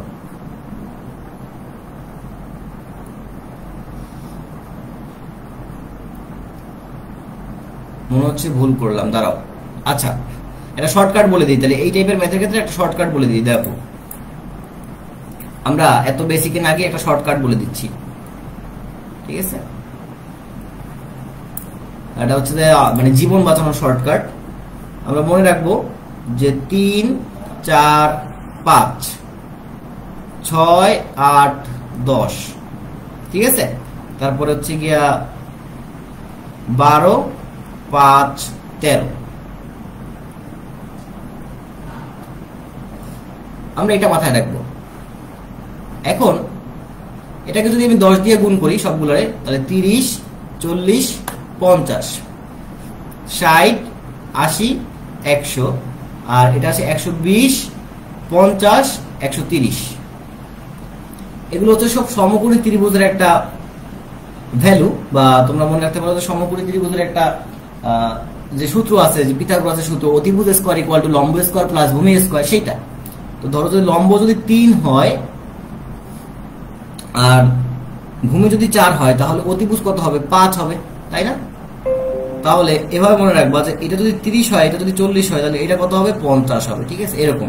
তাহলে দেখো আমি দেখতে পাচ্ছি যে এখানে একটা 40 আছে, এখানে একটা 30 আছে, তাহলে বাকিটার অ্যান্সার হবে 50, ঠিক আছে? ঠিক সেম ভাবে দুটি বলের লব্ধির মান মনে করে দেওয়া আছে তোমার এখানে, দুটি বলের লব্ধির মান দেওয়া আছে, মনে করো যে এরকম দেওয়া আছে যে 60। দুটি বলের ছোট বলটির মান দেওয়া আছে মনে করো 80, তাহলে অপর বলটা কত হবে? তাহলে অ্যান্সার হবে তখন 100, ঠিক আছে? বা এরকম দেওয়া আছে দুটি বলের লব্ধির মান মনে করো দেওয়া আছে 120 দেওয়া আছে, ছোট বলটা দেওয়া আছে মনে করো 50, তাহলে অপর বলটা কত হবে? তখন হবে অ্যান্সার 130। মানে আমরা এই তিনটা ভ্যালু একটু মাথায় রাখবো, আমি এইটা এইভাবেই সলভ করছিলাম। আমার যখন আমার ভাই শিখাইছে, উনি আমারে কইছে তোর কাছে যদি খুব পেইন লাগে, ফিজিক্স আমার কাছে একটু পেইন লাগতো, ফিজিক্সটা যদি তোর কাছে যদি খুব পেইন লাগে, তাহলে তুই এই শর্টকাটটা অ্যাপ্লাই করবি, বুঝছো? এইভাবে মাথায় রাখতে হবে। আশা করি ক্লিয়ার করতে পারছি। হ্যাঁ,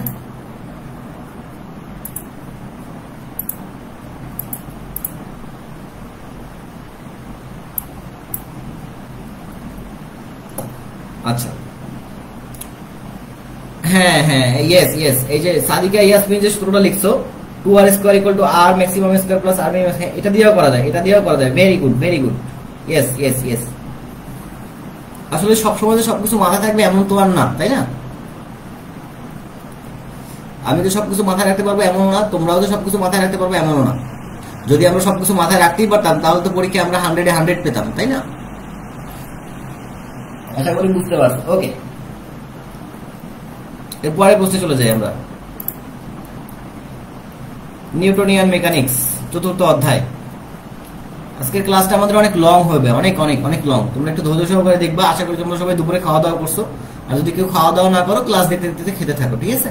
আচ্ছা, এই প্রশ্নটা হচ্ছে তোমার, যদি কৃষির কথা বলি, তাহলে কৃষিতে তোমার শেরে বাংলা এগ্রিকালচার ইউনিভার্সিটিতে আসছে যে 30 কেজি ভরের একটা বস্তুর উপরে কত বল প্রয়োগ করলে 1 মিনিটে এর বেগ 36 কিলোমিটার পার আওয়ার বৃদ্ধি পাবে।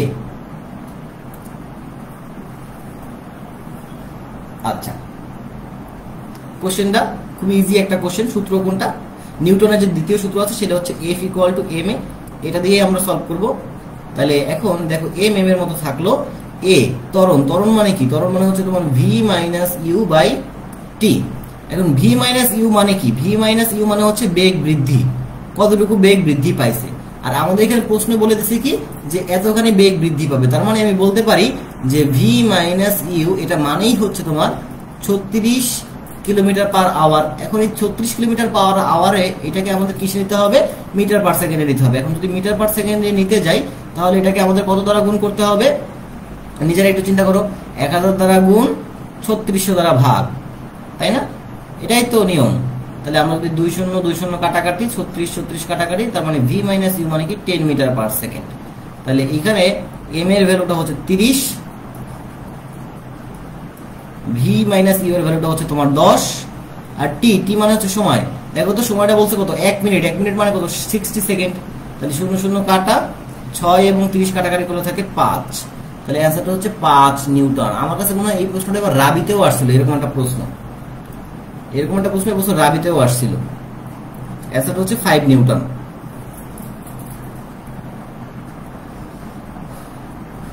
তারপরে 2 নম্বর প্রশ্নে আমরা যদি চলে যাই, দেখো 2 নম্বর প্রশ্ন কি বলছে,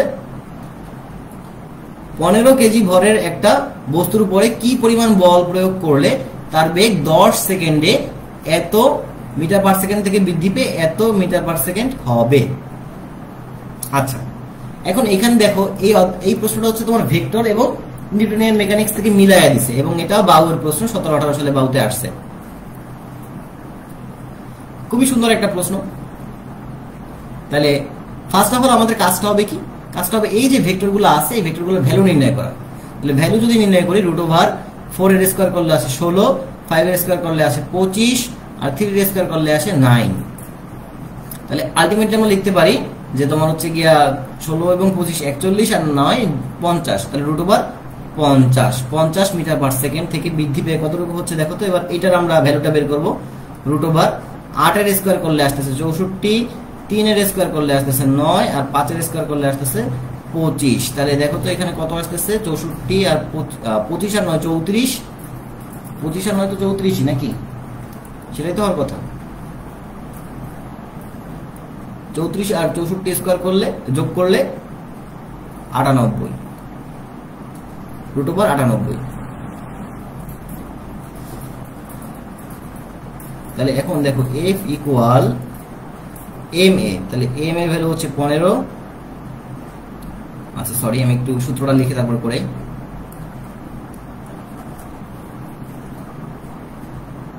F ইকুয়াল টু MA, তাহলে MA এর মতো থাকলো, A মানে হচ্ছে তোমার V minus U by T।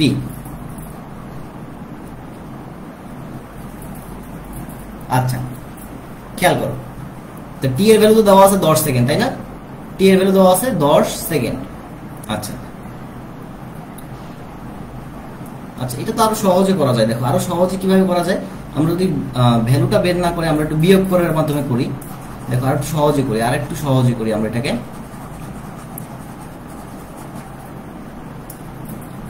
4 মানে এটা থেকে এটাকে আমরা বিয়োগ করব, এটাকে ধরলাম আমরা ইউ, এটাকে ধরলাম আমরা ভি, তাহলে ভি মাইনাস ইউ। তাহলে ভি মাইনাস ইউ যদি করি, তাহলে দেখো 8 থেকে 4 বিয়োগ করলে 4 হয়, 4i।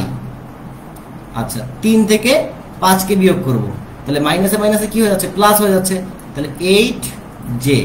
আর এখানে আছে 5, -5 থেকে -3 বিয়োগ করব, তাহলে -3 বিয়োগ করলে কত, এখানে মাইনাসটা প্লাস হয়ে যাবে, তার মানে প্লাস -2k। তাহলে এবার এটা যদি ভ্যালুটা বের করি, √4 এর স্কয়ার করলে আসে 16, 8 এর স্কয়ার করলে আসে 64, আর 2 এর স্কয়ার করলে আসে 4, তাহলে √84। তাহলে এখন আমরা এই m এর ভ্যালু বসাবো 15, √84 ডিভাইডেড বাই 10। হিসাব করলে যেটা আসবে সেটাই আমাদের সঠিক অ্যান্সার। তবে এইটা একটু ডিফিকাল্ট হয়ে গেছে, হ্যাঁ, মানে এই হিসাবটা একটু ডিফিকাল্ট হয়ে গেছে তোমাদের জন্য। আমার মনে হয় না যে এরকম ডিফিকাল্ট প্রশ্ন আসবে, ঠিক আছে? এটা হচ্ছে আমার সময় বাউয়ের প্রশ্ন, আমি 17-18 সালে বাউয়ের পরীক্ষা দিয়েছিলাম, 17-18 সালে বাউয়ের এই প্রশ্নটা ছিল। তারপরে প্রশ্ন কি দেখো, তারপরে প্রশ্ন হচ্ছে স্থির অবস্থা থেকে 1000 কেজি ওজনের একটি গাড়ি 10 সেকেন্ডে এত মিটার পার সেকেন্ড বেগ অর্জন করে, গাড়িতে কত নিউটন বল প্রযুক্ত হয়েছিল? তাহলে F ইকুয়াল টু MA, এটাও F ইকুয়াল টু MA, তাহলে M এর ভ্যালু হচ্ছে 1000। আচ্ছা A মানে কি, V মাইনাস ইউ, তাই না?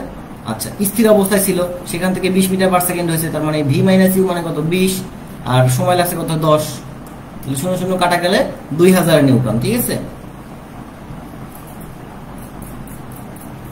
বাট এখানে তো 2000 নিউটন অপশনে নাই, তার মানে অপশন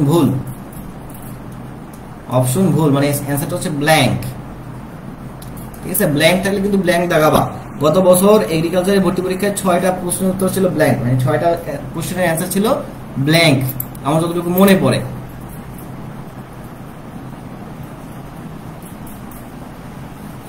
ভাই 17-18 ক্যালকুলেটর এলাও ছিল না, 17-18 ক্যালকুলেটর এলাও ছিল না বাউতে, ঠিক আছে? বাট কিছু কিছু ম্যাথ তোমাকে দিবে এরকম, বুঝছো, যেগুলো তুমি ক্যালকুলেটর ছাড়া করতে গেলে তোমার জন্য টাফ হয়ে যাবে বা ডিফিকাল্ট হয়ে যাবে। কারণ তোমাকে চাইবে যে তোমাকে তোমার সময়টা নষ্ট করতে চাইবে, স্যারেরা চাইবে যাতে তোমার সময়টা নষ্ট হয়, বুঝছো। আচ্ছা, তারপরের প্রশ্নে আমরা চলে যাই। তারপরের প্রশ্ন হচ্ছে 4 নম্বর প্রশ্ন, যে 600 নিউটন ওজনের মানে এটা হচ্ছে এফ, একটি বস্তুকে এত মিটার পার সেকেন্ড ত্বরণের গতিতে পরিণত করতে এর উপরে কত নিউটন বল প্রয়োগ করতে হবে? এর উপরে কত নিউটন বল প্রয়োগ করতে হবে? আচ্ছা, 600 নিউটন ওজনের একটি বস্তুকে এত মিটার পার সেকেন্ড ত্বরণে পরিণত এর উপর কত নিউটন বল প্রয়োগ করতে হবে?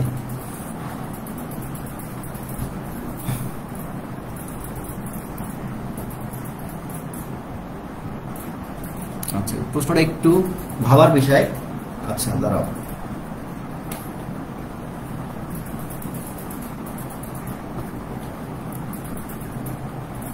এখন খেয়াল করো, আমরা জানি কি F ইকুয়াল এম এ, তাই না? F equal to M A. এখন ভর কি আমাদের প্রশ্নে বলে দেওয়া আছে? দেওয়া নাই। বাট আমাদের প্রশ্নে যে বস্তুটার কথা বলছে, যে একটা বস্তু আছে, এই বস্তুটাকে আমরা ধাক্কা দেব, F পরিমাণ ধাক্কা দেব, তাহলে বস্তুটা 0.7 মিটার পার সেকেন্ড স্কয়ার ত্বরণে গতিশীল হবে। এখন এটার ভর বলে না দিয়ে বলে দিছে কি 600 নিউটন ওজন বলে দিছে। তাহলে এখান থেকে কি আমরা ভরটা বের করতে পারবো না? পারবো। তাহলে কিভাবে ভর বের করবো? 600 কে যদি আমরা 9.8 দ্বারা ভাগ করি, তাহলে কিন্তু আমরা পেয়ে যাচ্ছি ভরটা, তাই না? 600 কে আমরা 9.8 দ্বারা ভাগ করি, তাহলে 600 ভাগ 9.8 আসতেছে তোমার প্রায় 61 গুণ এর ভ্যালু কত? 0.7। তাহলে 0.7 দ্বারা যদি আমরা এখন 61 কে গুণ করি, গুণ 0.7, তাহলে অ্যান্সারটা আসে প্রায় 42 পয়েন্ট তোমার হচ্ছে গিয়া 85। তাহলে 42.85 কে আমরা বলতে পারি 43। তাহলে অ্যান্সারটা হচ্ছে 43 নিউটন। বুঝতে পারছো? ক্লিয়ার? আচ্ছা, তারপরের প্রশ্নটা দেখো। তারপরের প্রশ্ন হচ্ছে 6 কেজি ভরের একটি বন্দুকতে এত কেজি ভরের একটি গুলি এত মিটার পার সেকেন্ড বের হয়ে গেল, তাহলে বন্দুকের পশ্চাৎ বেগ কত? ভাই, এই যে প্রশ্ন, বন্দুকের পশ্চাৎ বেগ সবাই পারে। এই বন্দুকের পশ্চাৎ বেগের অঙ্ক সবাই পারে। কিরকম? সূত্রটা আমি লিখে দিচ্ছি, বাদ বাকি তোমরা বাসায় করবা। যে বন্দুকের পশ্চাৎ বেগটাকে আমরা বড় হাতের ভি ধরলাম, ভি ইকুয়াল টু আল্লাহ, বন্দুকের পশ্চাৎ বেগ ইকুয়াল টু গুলির ভর ইনটু গুলির বেগ ডিভাইডেড বাই বন্দুকের ভর। একটা মাইনাস আছে সামনে, মাইনাস দ্বারা কি বোঝায়? বন্দুকের পশ্চাৎ বেগ বোঝায়। বাস, এই সূত্রে অ্যাপ্লাই করে ম্যাথটা করবা, ঠিক আছে? এই সূত্রে অ্যাপ্লাই করে ম্যাথটা করলে হয়ে যাবে।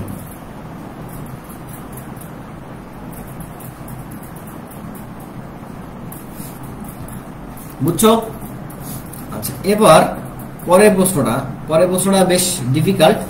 আমি আসলে কখনো ক্লাস করানোর আগে আমি যখন স্লাইডগুলো বানাই, মানে স্লাইডগুলো বলতে যে পিডিএফ গুলো বানাই, কখনোই আমি পিডিএফ গুলোর সলভ দেখে বানাই না। আমার কাছে যে যে প্রশ্ন ইম্পর্টেন্ট মনে হয় সেগুলো আমি বানাই রাখি, ঠিক আছে, মানে নিয়ে রাখি। তো এই প্রশ্নটা নিয়ে আমার একটু ভাবা লাগছিল যে আসলে এই প্রশ্নটার অ্যান্সারটা কিভাবে করা যায়। তো দেখো, সমবৃত্তীয় গতিতে, মানে সমকৌণিক গতিতে, ঠিক আছে, সমকৌণিক গতিতে ঘূর্ণায়মান একটি কণা কৌণিক ভরবেগ এল এবং কৌণিক কম্পাঙ্ক দ্বিগুণ এবং গতিশক্তি অর্ধেক করা হলে কৌণিক ভরবেগ কত হবে? আচ্ছা,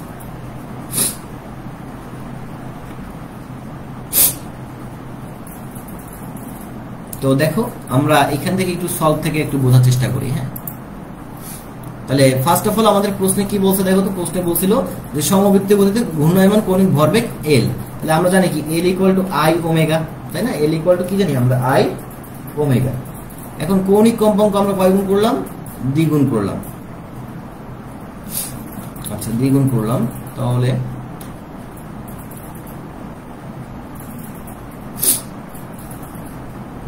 গতিশক্তি অর্ধেক করা হলো।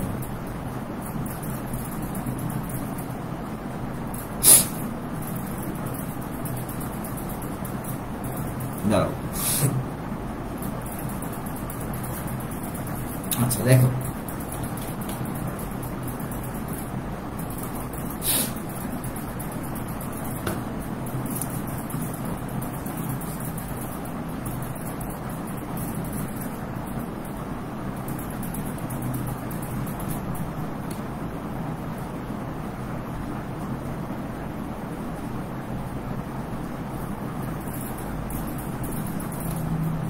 কৌণিক কম্পাঙ্ক দ্বিগুণ, 2 গুণ, আচ্ছা আচ্ছা দ্বিগুণ।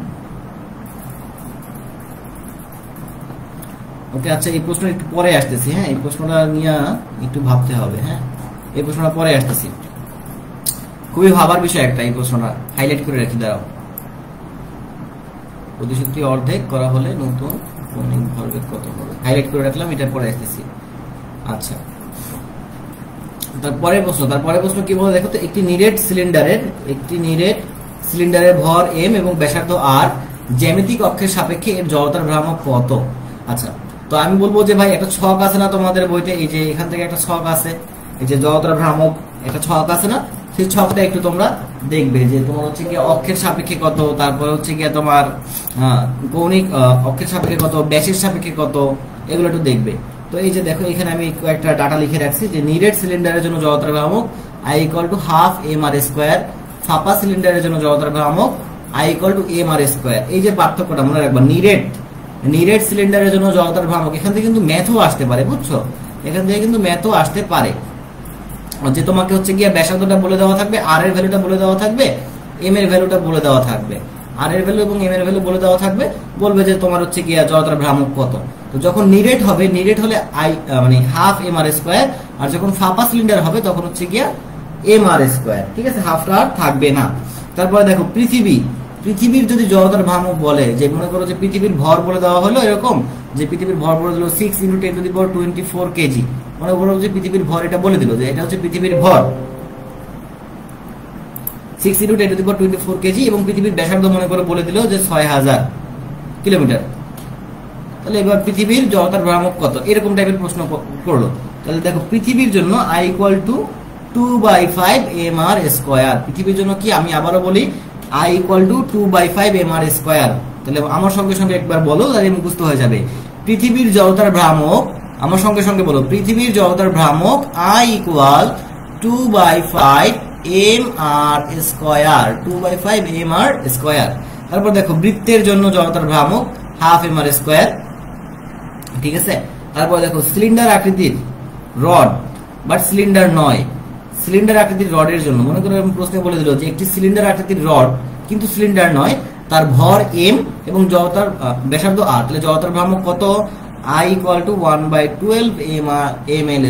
এই যে কয়টা ডাটা আছে, এই কয়টা ডাটা ভালো করে মুখস্থ রাখবা, ঠিক আছে।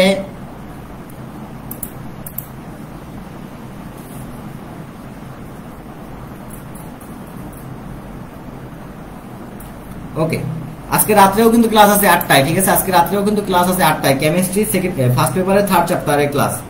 আচ্ছা, তারপরে প্রশ্ন দেখো, 10 কেজি ভরের একটি বস্তুকে 50 নিউটন অনুভূমিক বলে একটি তলের উপর দিয়ে নেওয়া হচ্ছে, চলন্ত অবস্থায় ঘর্ষণ গুণাঙ্ক বা ঘর্ষণ সহগ এত, তাহলে হচ্ছে বস্তুটির ত্বরণ কত, বস্তুটির ত্বরণ কত। আচ্ছা, একটি বস্তুর ভর মানে 10 কেজি, তাহলে এটা হচ্ছে m, 50 নিউটন অনুভূমিক বলে এটা হচ্ছে f, তলের উপর দিয়ে নেওয়া হচ্ছে, বস্তুটির চলন্ত অবস্থায় ঘর্ষণ সহগ এত, তাহলে এটা হচ্ছে মিউ, বস্তুটির ত্বরণ কত। আচ্ছা, তাহলে এক্ষেত্রে মনে রাখবা যে তোমার ত্বরণ f মানে ত্বরণ a = f/m = -μg, ঠিক আছে। এরকম সূত্র ডিরেক্ট, যে ধরো যে তোমার এরকম থাকলো যে এই একটা তল, ঠিক আছে, এখন এই একটা তলের উপর দিয়ে মনে করো যে আমাদের একটা বস্তু আছে, এরকম একটা বস্তু আছে, এই যে সেই বস্তু, এই বস্তুটাকে আমরা টেনে নিয়ে যাচ্ছি, টেনে নেওয়ার ফলে তখন এখানে কি হবে, ঘর্ষণ সৃষ্টি হবে। ঘর্ষণ যদি সৃষ্টি হয় অর্থাৎ মিউ, এখানে ঘর্ষণ গুণাঙ্ক আমরা মিউ পাবো। আচ্ছা, এখন আমরা মনে করো একটা এফ বলে তো টানবো, তাই না, এফ বলে টানবো, আর বস্তুটার একটা ভর দেওয়া থাকবে। এখন ঘর্ষণের কারণে কিছু পরিমাণ বল হ্রাস পাবে, ঘর্ষণের কারণে কি হবে, কিছু পরিমাণ বল হ্রাস পাবে। তো আমার কাছে যদি আলটিমেটলি ত্বরণটা নির্ণয় করতে বলে, তাহলে আমরা সরাসরি মনে রাখবো a = f/m - μg, a = f/m - μg, ঠিক আছে, এটা মাথায় রাখবো। তাহলে দেখো তো আমাদের এখানে f এর ভ্যালু দেওয়া কত ছিল, f এর ভ্যালু দেওয়া ছিল তোমার 50, তাই না, তাহলে f এর পরিবর্তে আমরা দিলাম 50, m এর ভ্যালু কত দেওয়া আছে 10, দিলাম আমরা 10 মাইনাস মিউ, মিউ মানে কত 0.5। আচ্ছা, আর জি মানে হচ্ছে 9.8। আচ্ছা, 0.5টাকে আমরা 1/2 লিখতে পারি।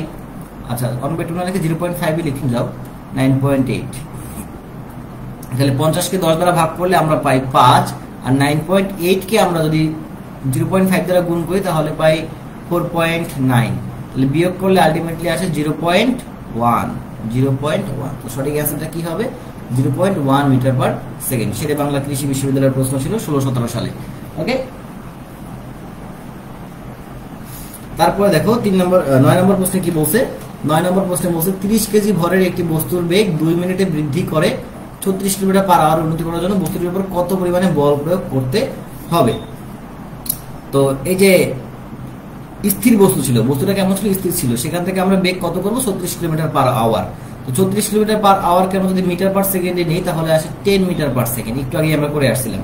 তাহলে আমাদের V minus U equal to কত আসতেছে? 10 মিটার পার সেকেন্ড, কারণ বস্তুটা কেমন ছিল? স্থির ছিল। ঠিক আছে, আচ্ছা। তো আমাদের এফ ইকুয়াল টু কি? M A. তাহলে এম এর ভ্যালু হচ্ছে 30, আর এ মানে কি? এ মানে হচ্ছে তোমার V minus you by t. তাহলে ভি মাইনাস ইউ এর ভ্যালু বসাইলাম, আর টি মানে কি? 2 মিনিট। 2 মিনিট মানে কত? 120 সেকেন্ড। তাহলে এই শূন্য আর এই শূন্য কাটা, 3 এবং 12 কাটাকাটি করলে আসে কত? 4। 4 দিয়ে যদি আমি 10 কে কাটি তাহলে 2.5। তাহলে অ্যান্সারটা হচ্ছে 2.5 নিউটন। ঠিক আছে, ক্লিয়ার? দেখো এটা হচ্ছে শেরে বাংলা এগ্রিকালচারের প্রশ্ন। ঠিক সেম একটা প্রশ্ন কিন্তু আমরা বাউতে করে আসছিলাম। তখন এখানে ছিল 15 কেজি, এখানে ছিল 1 মিনিট। তাহলে দেখছো প্রশ্ন কিন্তু কিভাবে রিপিট হয়, দেখছো? আচ্ছা, তারপরে দেখো 10 পাউন্ড, সরি 10 না, 100 পাউন্ড ওজনের একটি গাড়িকে 45 পাউন্ড ওজনের একটি অনুভূমিক বলে মেঝের উপর দিয়ে টেনে নেওয়া হচ্ছে। স্থির অবস্থা থেকে যাত্রা শুরু করে 10 সেকেন্ডে গাড়িটি 80 ফিট গেলে মেঝের ঘর্ষণাঙ্ক কত? ঘর্ষণ গুণাঙ্ক কত? তো ঘর্ষণ গুণাঙ্ক mu equal to F S by R. ঠিক আছে, আচ্ছা। এখন এই আরটা কি? এই আর হচ্ছে তোমার এমজি। ঠিক আছে, আর হচ্ছে M G cos theta. R equal to মনে রাখবা এমজি কস থিটা। তাহলে আমরা সরাসরি সূত্রটা লিখতে পারি F S divided by M G cos theta লিখতে পারি। এখন দেখো যে এটা কিসের উপর দিয়ে নেওয়া হচ্ছে? অনুভূমিক মেঝের উপর দিয়ে নেওয়া হচ্ছে। অনুভূমিক একটা মেঝের উপর থেকে নেওয়া হচ্ছে। তাহলে আমি যদি চিত্রটা একটু আঁকার চেষ্টা করি, তাহলে এটা হচ্ছে আমাদের সেই অনুভূমিক। একটু ইয়ে হয়ে গেল,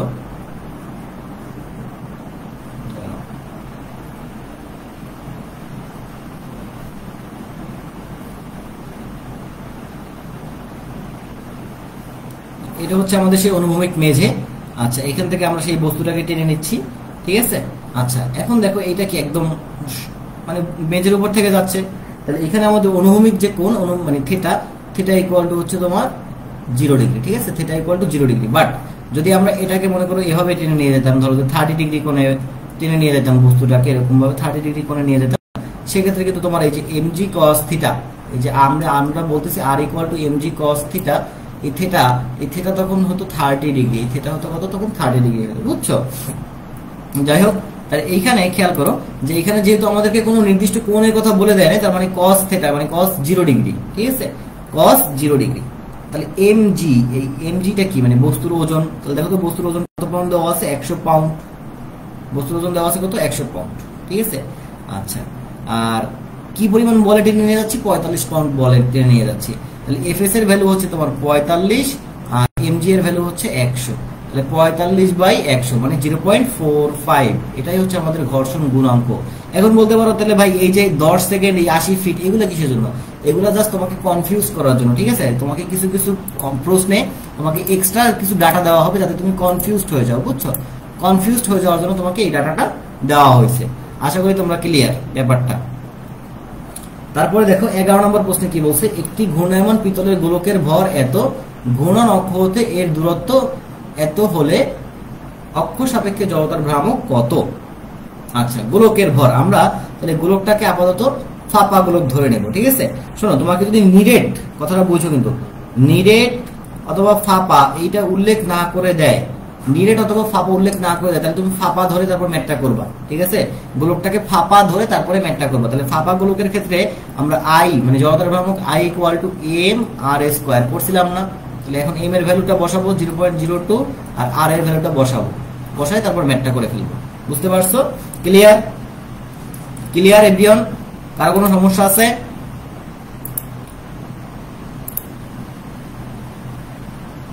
কার কোনো প্রবলেম আছে এখানে?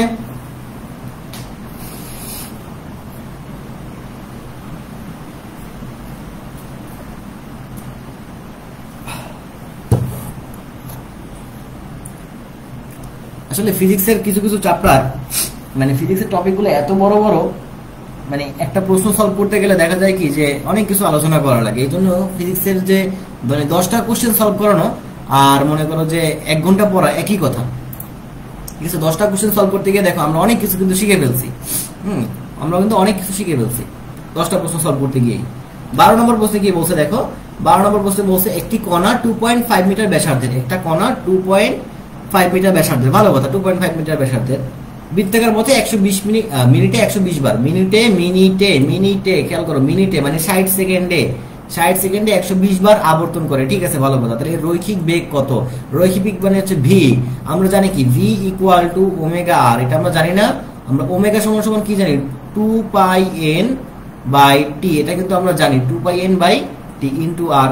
তাহলে 2 পাই এর মতো থাকলো। আচ্ছা এন মানে হচ্ছে যে কয়বার ঘুরতেছে, মিনিটে কয়বার ঘুরতেছে বা কতটা ঘুরলো, কতটা ঘূর্ণন দিল, 120 বার মিনিটে। তাহলে উপরে দিলাম 120। টি মানে হচ্ছে সময়, দেখো তো এখানে মিনিটে দিয়ে হিসাব করতেছি, তাহলে মিনিটে কত? 60 সেকেন্ড। তাহলে টি এর ভ্যালু আসবে 60 গুণ আর মানে হচ্ছে ব্যাসার্ধ। তাহলে ব্যাসার্ধ কত? 2.5 বলা আছে, তাহলে 2.5 দিলাম। তাহলে 60 কে 120 দ্বারা যদি ভাগ করে তাহলে কত আসে? 2 আসে, ঠিক আছে? তার মানে 4 পাই ইন্টু 2.5। এখন 4 পাই ইন্টু 2.5 যদি তুমি গুণ করো, গুণ করলে দেখবে এরকম আছে 31.40। ক্লিয়ার? আচ্ছা, তারপরের যে প্রশ্ন দেখো, এই যে প্রশ্নটা এইটা এরকম ঠিক সেম একটা প্রশ্ন আমাদের হচ্ছে গিয়া ইসহাক স্যারের বইতে আছে, ইসহাক স্যারের বইতে আছে এবং সেখানে অ্যান্সারটা হচ্ছে তোমার এরকম 6000 বার। তো আমি বলবো ভাই এই ক্লাসটা শেষে হওয়ার সঙ্গে সঙ্গেই তোমরা একটু ইসহাক স্যারের বইটা খুলবা, ইসহাক স্যারের বইটা খুলবা, 4র্থ অধ্যায়ে যাবা, 4র্থ অধ্যায়ে গিয়ে কৌণিক গতির ভিতর টপিকের ভিতর যাবা, গিয়ে এই প্রশ্নটা একবার দেখবা। ইসহাক স্যারের বইতে এরকম একটা প্রশ্ন দেওয়া আছে যে একটা বৈদ্যুতিক পাখা ঘুরতেছে, আমরা সেটাকে অফ করে দিলাম, তাহলে বন্ধ হওয়ার আগে পাখাটি কতটুকু সময় ঘুরবে, কতটুকু কয়বার ঘুরবে। তো ওই প্রশ্নটা যে ভ্যালুগুলো দেওয়া আছে সেটা মুখস্থ করবা আর উত্তরটা মুখস্থ করবা, ঠিক আছে? খুব সম্ভবত অ্যান্সারটা 6000 বার অথবা 3000 বার, খুব সম্ভবত অ্যান্সার এটা 6000 বার অথবা 3000 বার। ওকে, আচ্ছা, তো এখন আমরা এই প্রশ্নটা সলভ করে দেখো। বৈদ্যুতিক পাখা মিনিটে 900 বার ঘুরে, মিনিটে বলতেছে মানে 60 সেকেন্ডে 900 বার ঘুরে, ভালো কথা। সুইচ অফ করার 2 মিটার, আচ্ছা 2 মিটার না, সরি এখানে 2 মিনিট হবে, ঠিক আছে? আমি ভুলে 2 মিটার লিখে বলছিলাম, 2 মিনিট হবে, ঠিক আছে? 2 মিনিট পর পাখাটি থেমে গেল, তাহলে থেমে যাওয়ার আগে পাখাটি কতবার ঘুরবে? থেমে যাওয়ার আগে পাখাটি কতবার ঘুরবে? আচ্ছা, ওকে, ভেরি নাইস কোশ্চেন। তো আমি এখন একটা জিনিস দেখাবো, সেটা হচ্ছে আমরা ফুচকা কি হইলো, আমরা একটা সূত্র পড়ছিলাম যে S equal to v plus u by 2 into t. এটা হচ্ছে যখন তোমার গড় বেগ থাকে তখন হচ্ছে সরণ নির্ণয়ের সূত্র ছিল S equal to v plus u by 2 into t, ঠিক আছে? এটা হচ্ছে যখন আমাদের কি থাকে, গড় বেগ দেওয়া থাকে তখনকার সূত্র। তো একটা পাখার ক্ষেত্রে কিন্তু আমরা গড় বেগটা হিসাব করি, একটা পাখার ক্ষেত্রে আমরা কি হিসাব করি? গড় বেগটা হিসাব করি। এখন এস এর পরিবর্তে আসে থেটা, এস এর পরিবর্তে কি আসে? থেটা আসে। কারণ মনে রাখবা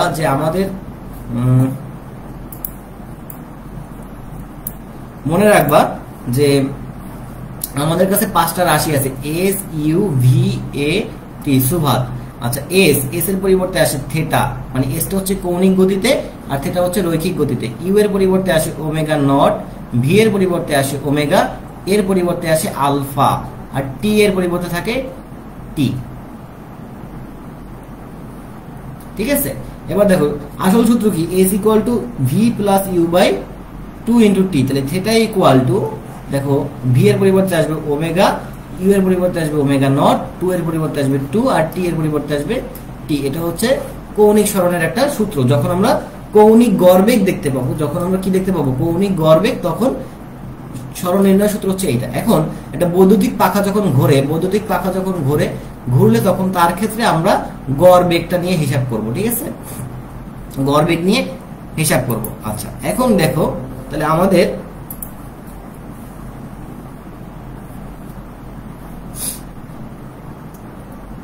তাহলে দেখো তো থিটা ইকুয়াল টু,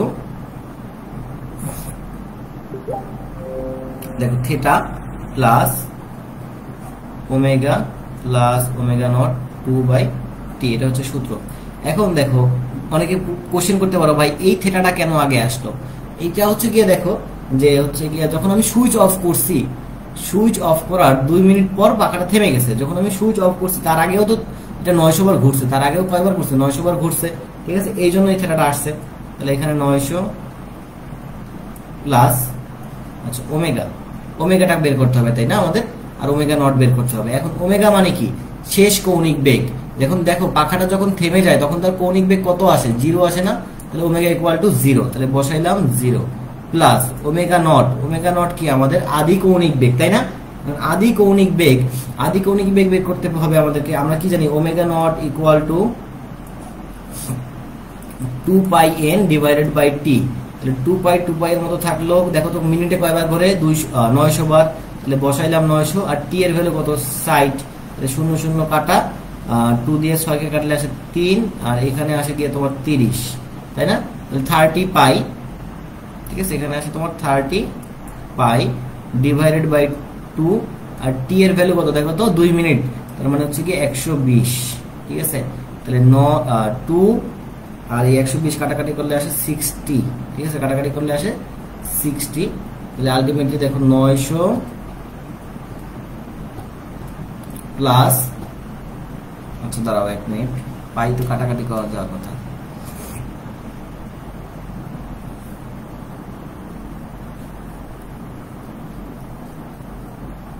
নয়শো প্লাস 318,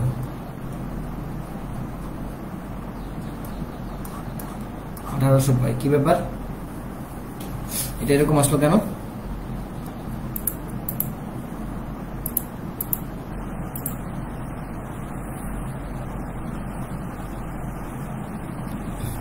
আচ্ছা, ল্যাপটপে টাইমের সমস্যা আছে।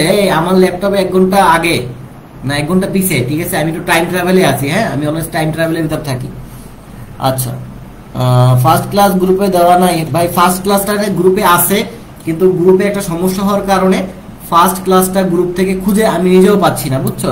বাট আমি একজনকে লিংক দিছিলাম, সেই লিংকটা আমি হচ্ছে কি তোমাদেরকে দিছিলাম আবার গ্রুপে।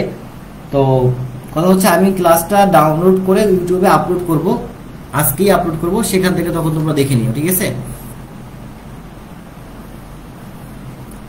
আচ্ছা, প্রশ্নে যাই। এই যে দেখছো আমিও একটা প্রশ্নে আটকে গেলাম। তোমাদের টিচারই তোমাদের একটা প্রশ্ন সলভ করতে পারতেছে না, তাহলে তোমরা কিভাবে আর করবা, ঠিক আছে। সবাই যে সবকিছু পারবে তেমন কোনো কথা নাই। আচ্ছা, এটা আমাকে একটু বাসায় দেখতে হবে, ঠিক আছে। বাট তোমরা যদি নিজেরা পারো তাহলে নিজেরা একটু ট্রাই করো, ঠিক আছে, ট্রাই ইয়োরসেলফ। হ্যাঁ, আচ্ছা, তারপরে প্রশ্ন কি দেখো, একটা চাকার ভর এত, চক্রগতির ব্যাসার্ধ এত, তাহলে জড়তার ভ্রামক কত, mr স্কয়ার অ্যাপ্লাই করো, ঠিক আছে, কাজ শেষ। আচ্ছা, এবার একটা বান্দরের ম্যাথ করবো। একটা বান্দর 2 কেজি ভরের একটা বান্দর, খুবই কম তো, একটা বান্দর গাছ থেকে সোজা নিচের দিকে পড়তেছে। আল্লাহ, কি হবে? বাতাসের বাধা যদি 8.6 নিউটন হয় তাহলে বানরের ত্বরণটি কত? তাহলে ধরে নিচ্ছি এই একটা বানর, হ্যাঁ, এই একটা বানর সোজা নিচের দিকে পড়তেছে, তাহলে 2 কেজি ভর আছে, এটার 2 কেজি ভর আছে, তাহলে এইটা কত বল নিয়ে পড়তেছে বলতে পারো? নিশ্চয়ই mg বল নিয়ে পড়তেছে, এটা নিশ্চয়ই এটা কত mg বল নিয়ে নিচের দিকে পড়তেছে, তাই না? তাহলে mg বল নিয়ে যদি পড়ে তাহলে g এর ভ্যালু 9.8, তাহলে 2 × 9.8 দ্যাট মিন্স 19.6 নিউটন নিয়ে নিচের দিকে পড়তেছে। বাতাস আবার কি করতেছে? এটারে বাধা দিচ্ছে, ঠিক আছে, এটা যে পড়তেছে এটারে বাধা দিচ্ছে, কত নিউটন? 8.6 নিউটন। তাহলে আলটিমেটলি দেখো তো আমার অ্যাকচুয়ালি কতখানি বল ক্রিয়াশীল হচ্ছে, 19.6 - 8.6, অ্যাকচুয়ালি আমার এতটুকু বল ক্রিয়াশীল হচ্ছে, তাহলে 19.6 থেকে 8.6 যদি আমি বিয়োগ করি তাহলে আমার আসতেছে তোমার 11। আমার অ্যাকচুয়ালি 11 নিউটন বল এই বানানোর উপরে ক্রিয়াশীল হচ্ছে। তাহলে আমরা জানি কি F ইকুয়াল টু তোমার হচ্ছে গিয়া MA, তাই না? F equal to MA। এখন MA এর ভ্যালু কত? 11 নিউটন, ঠিক আছে? তাহলে A ইকুয়াল টু 11/2।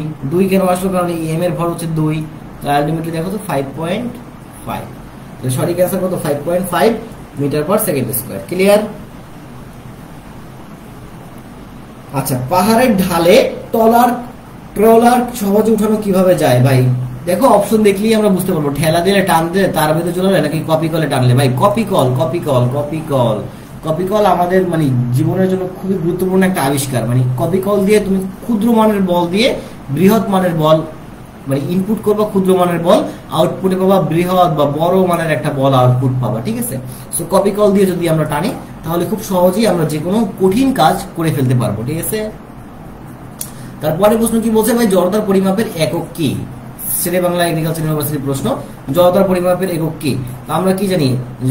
জড়তার ভ্রামক বা জড়তার ভ্রামকের সূত্র I ইকুয়াল টু mr²।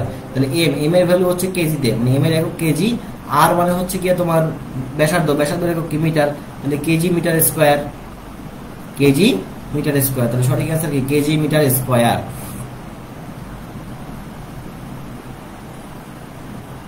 18 নম্বর প্রশ্ন দেখো, যে 40 কেজি ও 60 কেজি ভরের দুটি বস্তু পরস্পর বিপরীত দিক থেকে যথাক্রমে এত ও এত মিটার পার সেকেন্ড বেগে এসে ধাক্কা দিল। ধাক্কার পরে বস্তু দুটি একত্র হয়ে যুক্ত হয়ে চলতে থাকলো, তাহলে বেগ কত হবে? আচ্ছা, এই টাইপের ম্যাথ যখন করবা, এটা হচ্ছে ভর বেগের সংরক্ষণ সূত্রের ম্যাথ। ধরো যে এই একটা বস্তু, এটা ভর হচ্ছে 40 কেজি, একটা বস্তু এটা ভর হচ্ছে 60 কেজি, ঠিক আছে? তারপরে তোমার বেগ কত বললো? 10 আর 5, তাহলে এটা হচ্ছে 10 মিটার পার সেকেন্ডে, এটা হচ্ছে 5 মিটার পার সেকেন্ডে। এটাই দিকে আসতেছে, এটাই দিকে আসতেছে। পরস্পর কি দিকটা কেমন? বিপরীত নাকি একই দিকে? নিশ্চয়ই বিপরীতমুখী দিক। তাহলে m1 u1 এখানে প্লাস না হয়ে হবে মাইনাস, ঠিক আছে? এখানে প্লাস না হয়ে কি হবে? মাইনাস হবে। যদি একই দিকে হইতো তাহলে প্লাস হইতো, যদি একই দিকে হইতো তাহলে কি হইতো? প্লাস হইতো। m2 u2 ইকুয়াল, এখন চাইছে কি তোমার কাছে? মিলিত বেগ চাইছে না? মিলিত বেগ। তাহলে v into m1 plus m2, ঠিক আছে? m1 u1 কত দেখো তো? 40 আর 10 গুণ করলে আসে 400। m2 u2 কত আসে? 300। v এর মতো থাকলো, আর m1 m2 যোগ করলে আসে 100। তাহলে এখানে আসতেছে তোমার 100, এখানে আসতেছে 100। তাহলে v ইকুয়াল 1, মিলিত বেগ হচ্ছে 1 মিটার পার সেকেন্ড, ঠিক আছে? তো এই টাইপের ম্যাথগুলো যখন করবা, খেয়াল করো, এই টাইপের ম্যাথগুলো যখন করবা তখন এই যে দিকের যে ব্যাপারটা দেখেছ, ঠিক আছে? দিকের ব্যাপারটা নিয়ে খুব সাবধান। আমরা সবাই মনে করো যে সূত্র জানি কি? m1 u1 plus m2 u2 equal to m1 v1 plus m2 v2। তো আমরা ওই যে হুজুকের বসে কিন্তু এখানে প্লাস দিয়ে দিতে পারি, কিন্তু তুমি যদি এখানে প্লাস দাও, প্লাস দিলে কিন্তু কেল্লাফ হতে, বুঝতে পারছো? প্লাস দেওয়া যাবে না, এখানে কি আসবে? মাইনাস আসবে কিন্তু, ঠিক আছে? বুঝছো? এখানে হবে কি? মাইনাস। কেন মাইনাস হবে? আশা করি এটা বুঝাইতে পারছি। কারণটা কি? দিকটা কি? বিপরীত। বাট যদি একই দিক বলতো তাহলে কিন্তু এখানে প্লাস আসতো, মানে এইটা যদি একই দিকে যাইতো তাহলে আসতো প্লাস। ক্লিয়ার? এবার বলছে কি দেখো, বৃত্তাকার পথে এত মিটার পার সেকেন্ড সমদ্রুতিতে চলমান কোন বস্তুর কেন্দ্রমুখী ত্বরণ এত হলে ব্যাসার্ধ কত? ঠিক আছে, কেন্দ্রমুখী ত্বরণ এত হলে ব্যাসার্ধ কত?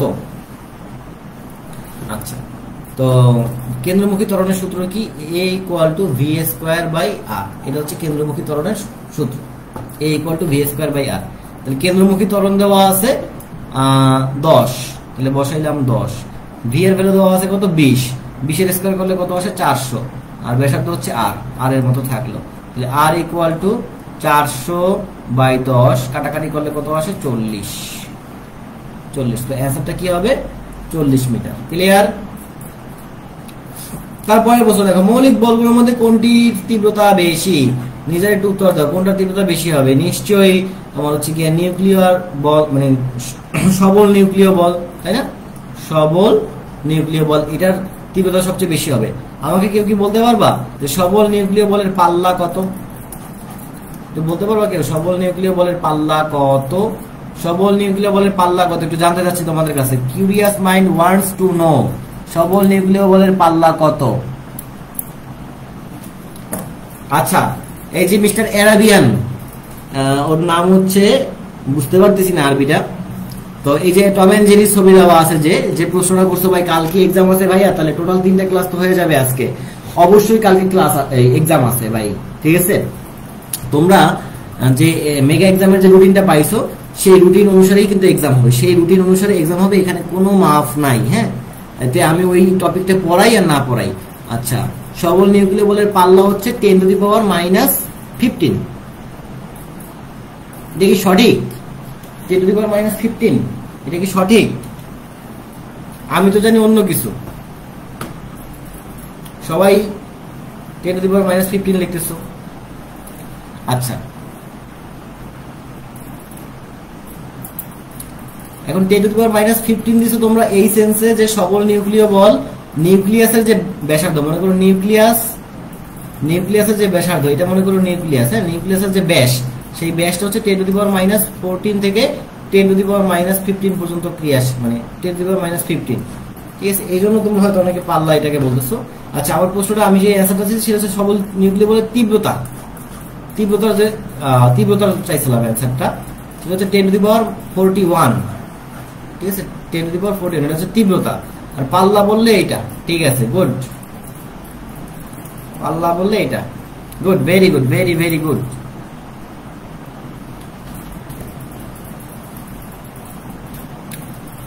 আচ্ছা, আজকে কেমিস্ট্রি ফার্স্ট চ্যাপ্টার আছে কিনা রুটিন দেখবা ভাই, রুটিন দেখবা, ঠিক আছে, রুটিন দেখবা। টেলিগ্রাম গ্রুপে বুঝছো, আমি যে সুপার পিডিএফ, খেয়াল করো, আমি একটু তোমাদেরকে দেখাই গ্রুপটা।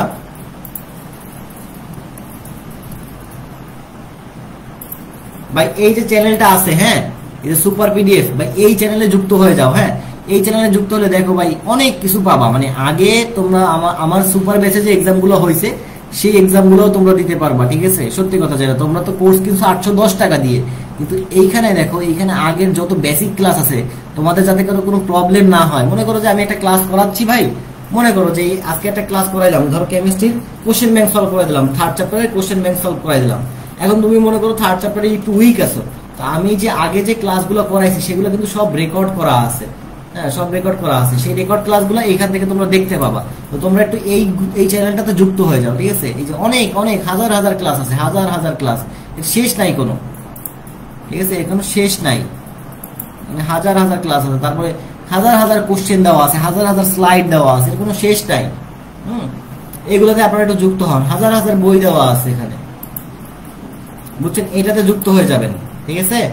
বুঝতে পারছি? এই যে সুপার পিডিএফ যেটা আছে,